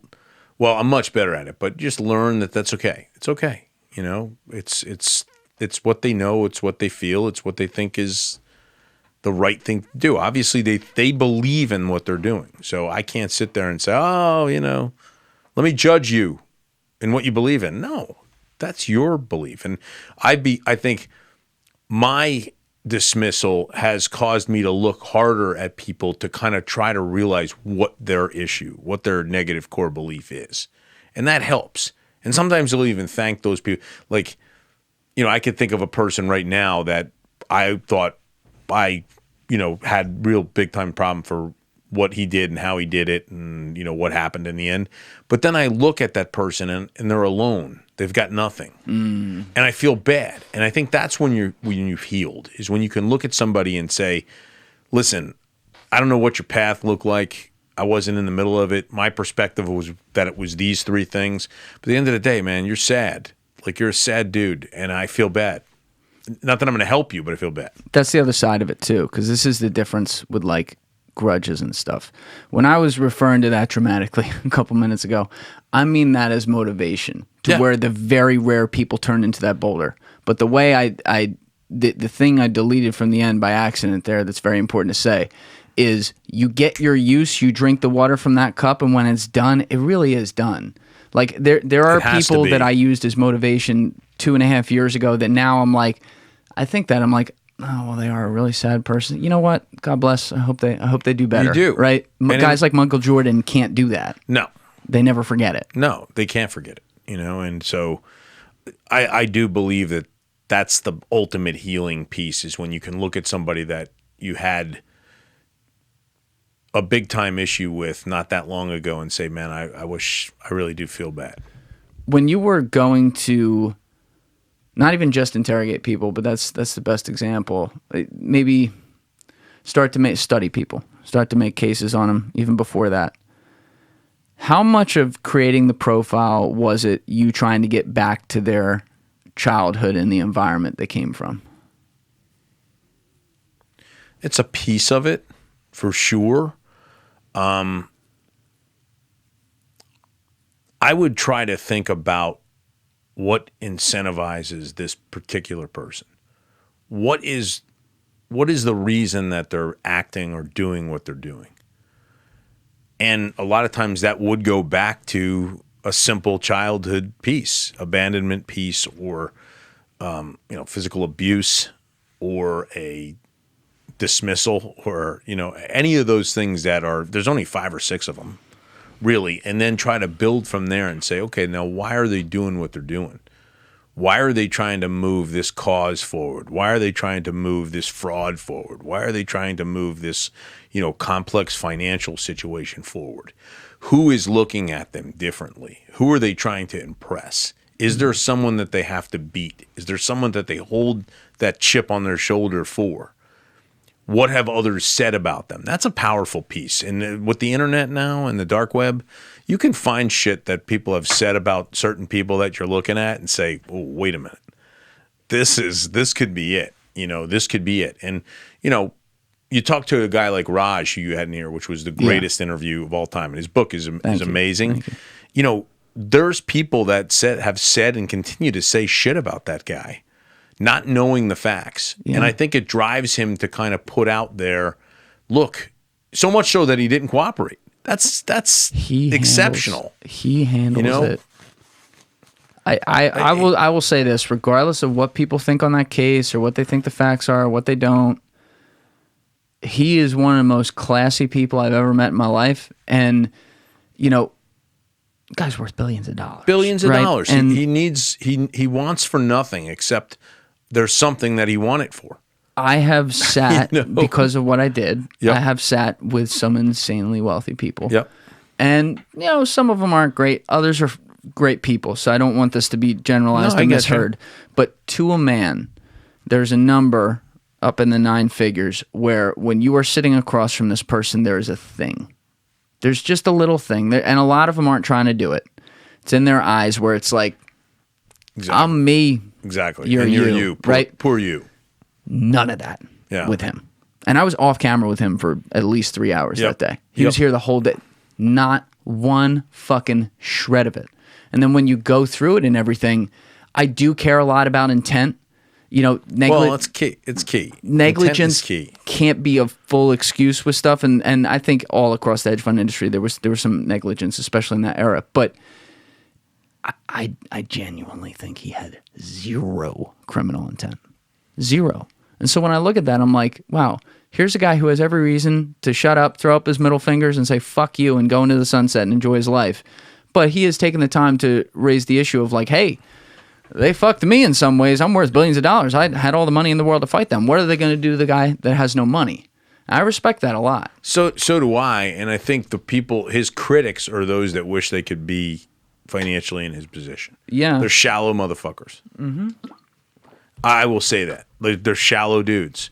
And, a guy like that, that's his challenge, is to stay away from those sons of bitches. You know what I mean? And just to and he's good at it. He's compartmentalized a lot of that. Very well. Yeah. So, I think that's but to answer your question going back, that's the depth that you have to get to, is figure out why people are doing what they're doing. And it could be a little self-destruction. Like I talked about on myself. It comes full circle. There could be a little of that or a lot of that. But there's definitely something that is deep inside them that causes them to have to do what they do. So the key to a great interrogator is to have it, is to draw it out in whatever way you can, and then to shut down and let it come to you. Was there ever someone that I feel like I know the answer to this, but I want to leave it open-ended. Were there ever one person or multiple different people over your career who did some bad shit? All right. Like, we'll say not light criminal stuff, like bad shit, hurt people, the whole nine, that after doing the job and interrogating them, you had developed through that process such a deep connection and understood where they came from and how they got to the point where it's like hurt people and all that, to where you had significant empathy for them. Significant? I would say the only time I maybe thought twice about it is if we had a time-sensitive matter that needed to go to another level, and then after the fact or during the fact, knowing that I had to meet a deadline, but after or during, I would think like, fuck, I feel kind of lousy about how that went down. Oh, the actual, okay. Yeah. Okay. But as far as like thinking about what they were doing, the really bad dudes, I never thought about it. So there was never, I'm making up a scenario right now, but the dude who robs every bank because I know he did plenty of cases like that, so that's an easy one. Like, because he grew up with nothing and his stepfather beat the shit out of him, and his brother was abusive to him. His teacher told him to go fuck himself, and basically kicked him out of school for all intents and purposes when he was 15. He was homeless for a long time, was addicted to drugs at one point. In fact, that's when he did the first bank robbery. You see what I'm saying? Yeah, no, I understand the pattern and I get it, but there's always more to it than that. But I see what you're saying. There are scenarios where that's what they're putting off to kind of throw you, and I would put my bullshit meter up against anybody, and it's kind of like, okay, bro, what do we need to get to kind of get past this, get this admitted, and then move forward? What can you, if all that shit happened, why don't you help me out with the people that looked the other way during your childhood, and we can go after them, and that works like a charm. But where that's not applicable, though. Where that's not applicable. Yeah, I mean, do you feel bad? It's just it's a situation. Like, wow, the first couple years, you definitely feel like, oh my God, this is out there. This is terrible, But then you kind of get to the point where you're like, it doesn't have to be this way, Or I guess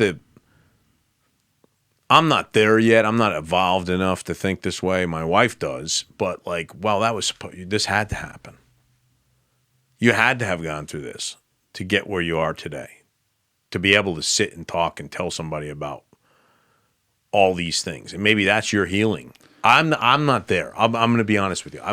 I'm closer to it. Maybe very small piece of me is closer to it. But that's a big thing for her. That's a tough thing, though. It's a tough thing. That can go. Well, for me, I can't do that because then I start justifying everything, and I got a job to do. And the biggest, if there are any regrets, it's the time sensitive ones, because I didn't have the time to establish good or bad rapport. Rapport's rapport. Doesn't matter if it's good or bad.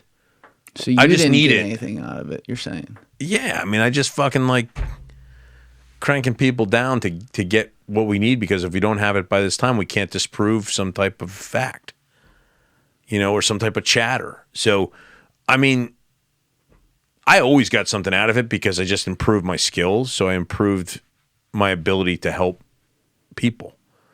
But rapport is, like I said, rapport is a word that good or bad doesn't matter. You want this is interesting. You wanted the feeling of the process having played out and you having gone through the maze and gotten to the middle point and figured it out correctly by using every chess move that you like to use. Whereas when you still would get the result in those cases, you didn't like the fact that you didn't get to enjoy the process. And I wasn't always as sure about the result.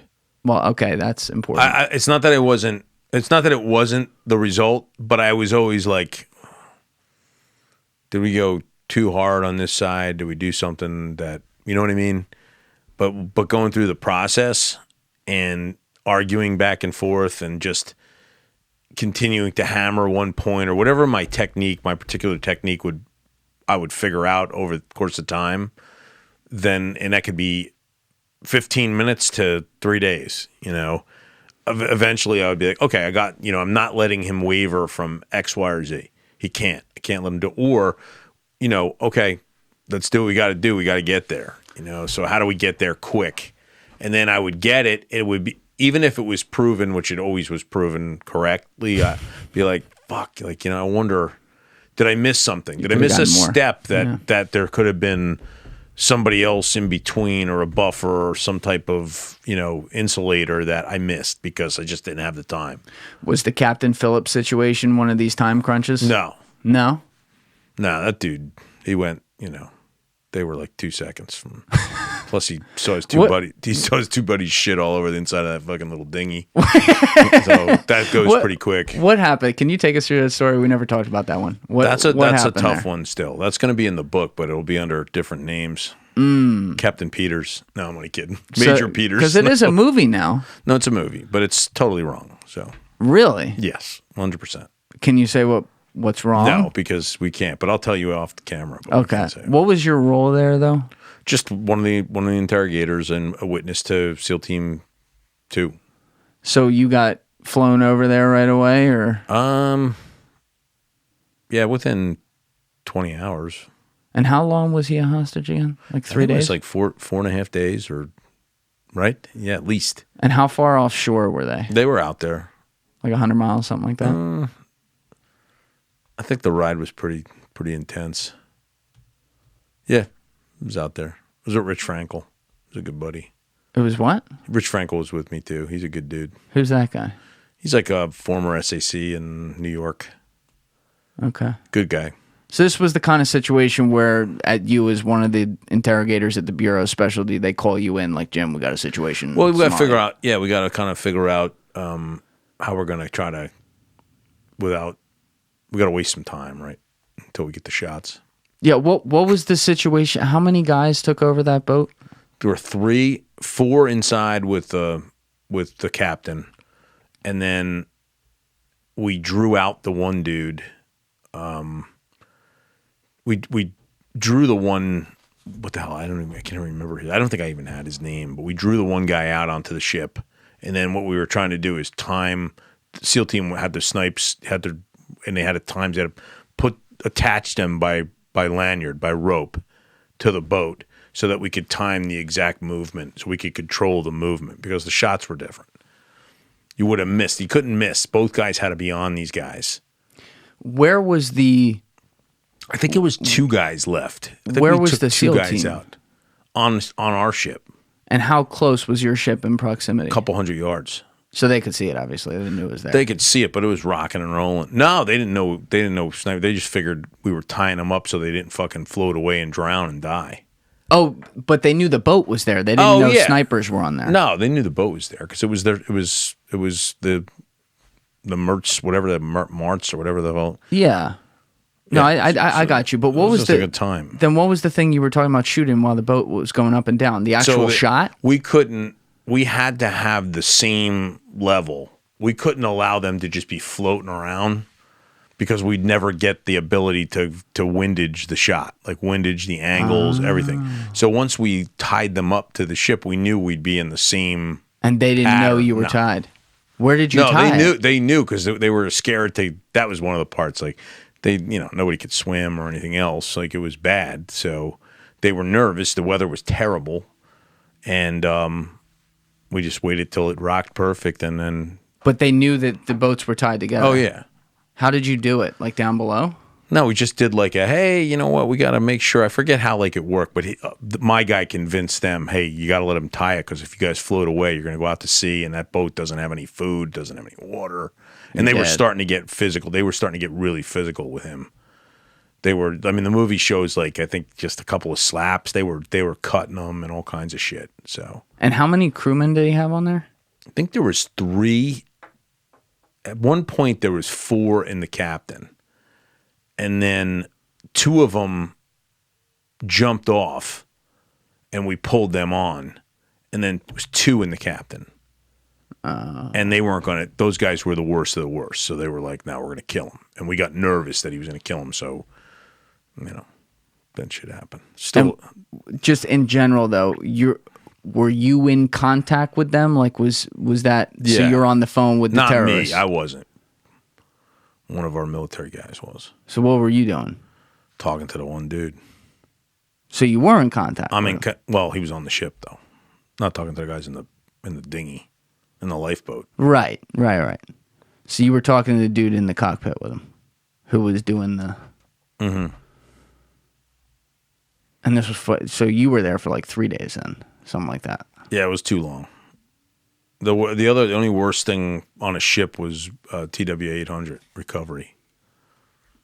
Oh shit, that's 96. I did not do good on those open Navy warships because there's no stabilizing. It just rocks out. Right. Yeah. So you I'm terrible. Well, that was great on cruise ships. If anybody wants to take me on a cruise, I'm really good.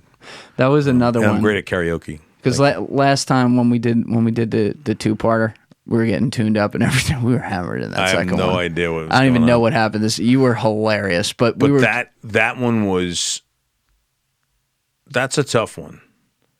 So just Tough to memories. just to recap though, the other one that we were literally like speculating on a little bit because you were at least around it was 587, which is the one in November 2001 that crashed in New York, which was sketchy. Where the tail wing fell off or tail. And the connotation there is that the NTSB fell off. Yeah, the NTSB report looked a little too clean. What happened? Fell off. You know, but the thing is that we've talked about, and then other people have talked about it as well. I've seen like in comments and stuff, is like, you were telling me this, I think the first podcast we ever did afterwards when this came up. That's why I brought it up again. But you're like, they literally teach this at aviation school. They teach this crash. And look, because the structural explanation, as fucked up as like it seems, comes perfectly. So they can be like, well, don't ever let this happen. Right. So the question was, just because the FBI, it's a crash investigation, you guys leave once it's determined to be that, the NTSB has to take over. Yep. So you guys are in the dark, and all of you were like, something's off there. Yeah, I think it was. They said jet blast from the wake. Yeah, from the 747 that was in front of them. It was too close. Which knocked just, the wing off, and then, but the injuries were like, the injuries in that one were terrible. Yeah. Nobody died. Like, it's a broken neck thing. That's what people don't understand. Plane crashes are not burn and blast. They're broken necks. Yeah. But the other one, why would TWA 800, which we can review real quick, in 1996, which you were directly on this investigation, why on this one did the FBI stay on? Because it wasn't further out. And because they it's all jurisdiction. So if you look at both, I forget the flight number on the one we had it. 587 was November 01. 587 on land, no FBI jurisdiction. Once they determine that it's not terrorist action, which I still don't believe. Sully on the river. Right, double bird blast, no jurisdiction. 800, more than a mile out to sea, it's ours. God, okay, that's interesting. Anything a mile offshore is ours. Doesn't matter what it is. Just basic stuff. I have it behind you just for people to know what we're talking about. Transworld Airlines Flight 800 was a Boeing 747 that exploded and crashed in the Atlantic Ocean near East Moriches, New York on July 17th, 1996 at about 8:30 p.m., 12 minutes after takeoff from John F. Kennedy International Airport. It was scheduled to go to Rome with a stopover in Paris. All 230 people on board died in the crash. It's the third deadliest aviation accident in U.S. history. Bunch of kids, I think, too. Right. Bunch of high schoolers. NTSB traveled to the scene along with you guys. There was speculation that a terrorist attack was the cause of the crash. Consequently, this is where the Federal Bureau of Investigation, New York Police Department Joint Terrorism Task Force initiated a parallel criminal investigation. 16 months later, the JTTF announced that no evidence of a criminal act had been found and closed in active investigations. Now, this one, you were in the middle of it, so this one you can actually really speak on. Evidence recovery. Didn't you tell me for this one? We interviewed every 747 certified pilot in the world. Like all the best Center ones. gas tank never blows up. All to a man, they all said it. Can't happen. So they said it had to be shot down. Who do you think shot it down? I think it must have just a little accidental. Well, there's a warship. There was one of our Navy warships out there. Oh shit! I mean, if you see they've destroyed the evidence recently. They destroyed I think, or they're getting ready to, or they did. I think. And there was it was about as clear as it's like just a hole in the fucking thing. So this was there's witnesses that saw like a flame shoot up, but the opposing side of that, Jim Kallstrom said, no.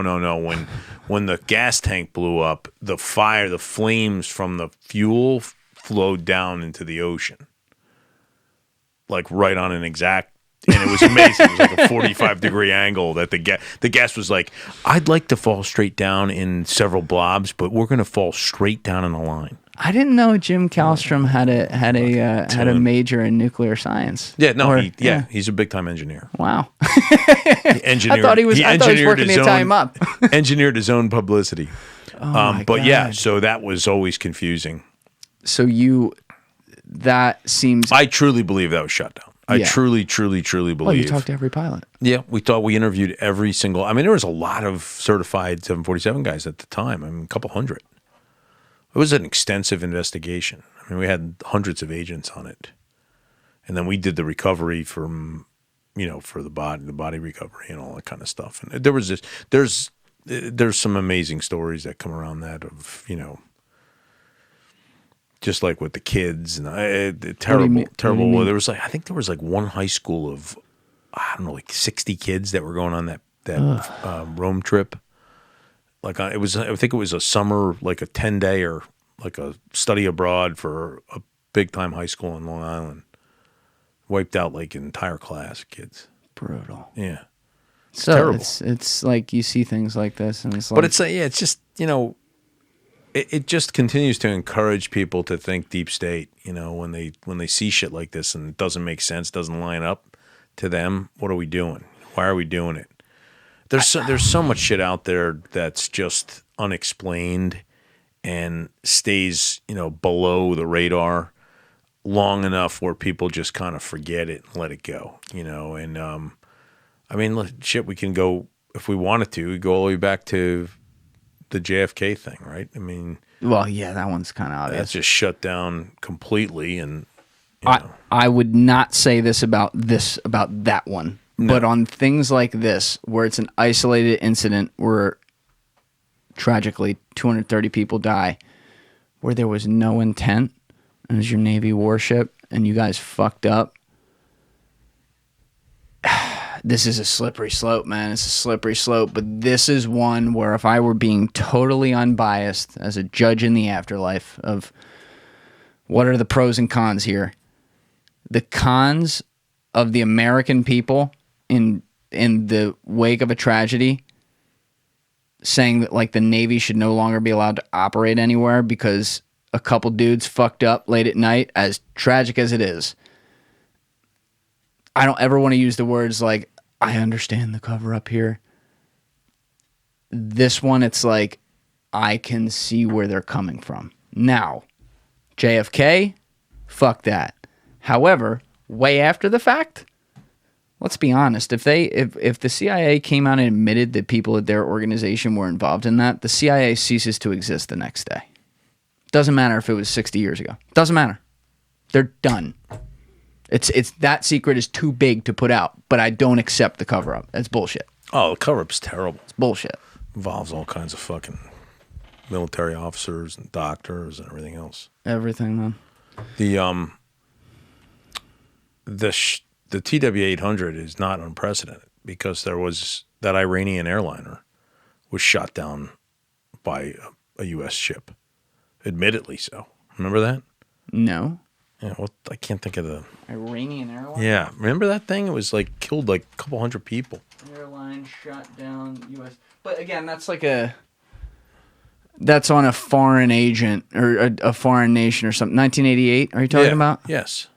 So again, like a lot of implications here, but that's not like some dude accidentally on a ship shot down his own country's civilian aircraft. This could have been a mistake where it's like, oh, we thought that was an friend Iranian, or foe, man. Yeah. Friend or foe. You got to figure that out. Yeah, it's tough. We were the best at friend or foe at West Point. What do you mean? Identifying tanks, friend or foe. That's a whole nother thing, too. I saw like some of the West Point guys trying to teach people like urban warfare when the Ukraine thing broke out. And I was reading it, I'm like, there's no way the average person like me understands any of this shit, but thank you for trying. Yeah. Urban warfare. Fucking nuts. But Jim, this was number 100, man. I can't believe it. That's 100. You're killing it. This is great. We're getting there. So much good shit that you've done. So many people that you've exposed to good information, but at the same time continue to just be heroic in doing this, and it's appreciated. And I can't tell you how many people come up and talk to me about it and are happy about it, and you should be proud of what you're doing. And I thank you. I thank you, man. It's great, and I'm honored to be number 100. Jeez, it was a no-brainer. You have a big fan club around this show who discovered this show through you. You've been on here 3 times now. The second time we did a 2-part episode, but in a lot of ways, I live so day to day with this. There's not like some grand plan. Like I don't have time or capacity for that. So I take things as they go, but I love being able to look back and see how the pieces kind of fall into place. And in a lot of ways, you're the guy who really legitimized this thing because you weren't someone who had put yourself out there publicly yet, but your resume is absurd. And so that's all people got to read. And then they're like, oh my God, how'd you get this guy? Well, it's my honor to do it with you. So it's great. You've crushed it every time, even when I drank you under the table last time. Sorry, pal. But man, I'm not good with the scotch. Dude, people like that second episode a lot. And I'm like, great, I was horrified. Oh my God. I don't even remember what I said. I don't remember any of it. But no, I really I appreciate you coming on this so much. Anytime. I love coming on, and I'll be back, I'm sure. So you will. We'll keep you. I mean, some people want you like every 5 episodes. Yeah, we can't do that. I got to keep them one and more. Yeah, But I got to babysit Sal, so yeah, can't do that. Yeah, but you sharing everything you have on this show and always having a new perspective, new things to bring to the table from your career and what's going on is like the greatest thing, and I'm honored by it, and I know everyone out there. Well, thank you. Really, really appreciate it. It is my honor, and it's therapeutic for me, and it's helped me more than it's helped anybody else. So. Well, you're helping me, man. Stuff. I'm trying to help my dream come true here. I'm trying. It's coming. You're there. We'll get it. We're not there yet, but I have definitely never, ever wanted something so fucking bad in my life. And I feel like, there's a lot on me, obviously, day to day. Like, I do all this shit myself, but the one thing I do have is I have been very blessed to have some incredible people come in here and do their thing for give me 3 hours of their time. Yeah. And I the appreciation for that is insane. So the guys, especially someone like you who's been in here a few times and has done it, I couldn't do it without you. And I don't know what the future holds here. I'm trying, but I'm gonna keep rolling, and you're gonna make it. You've made it. We're there. We're working on it. Absolutely. But thank you, sir. My pleasure. All right, we'll do it again soon. Sounds like a plan. Everybody else, you know what it is. Give it a thought. Get back to me.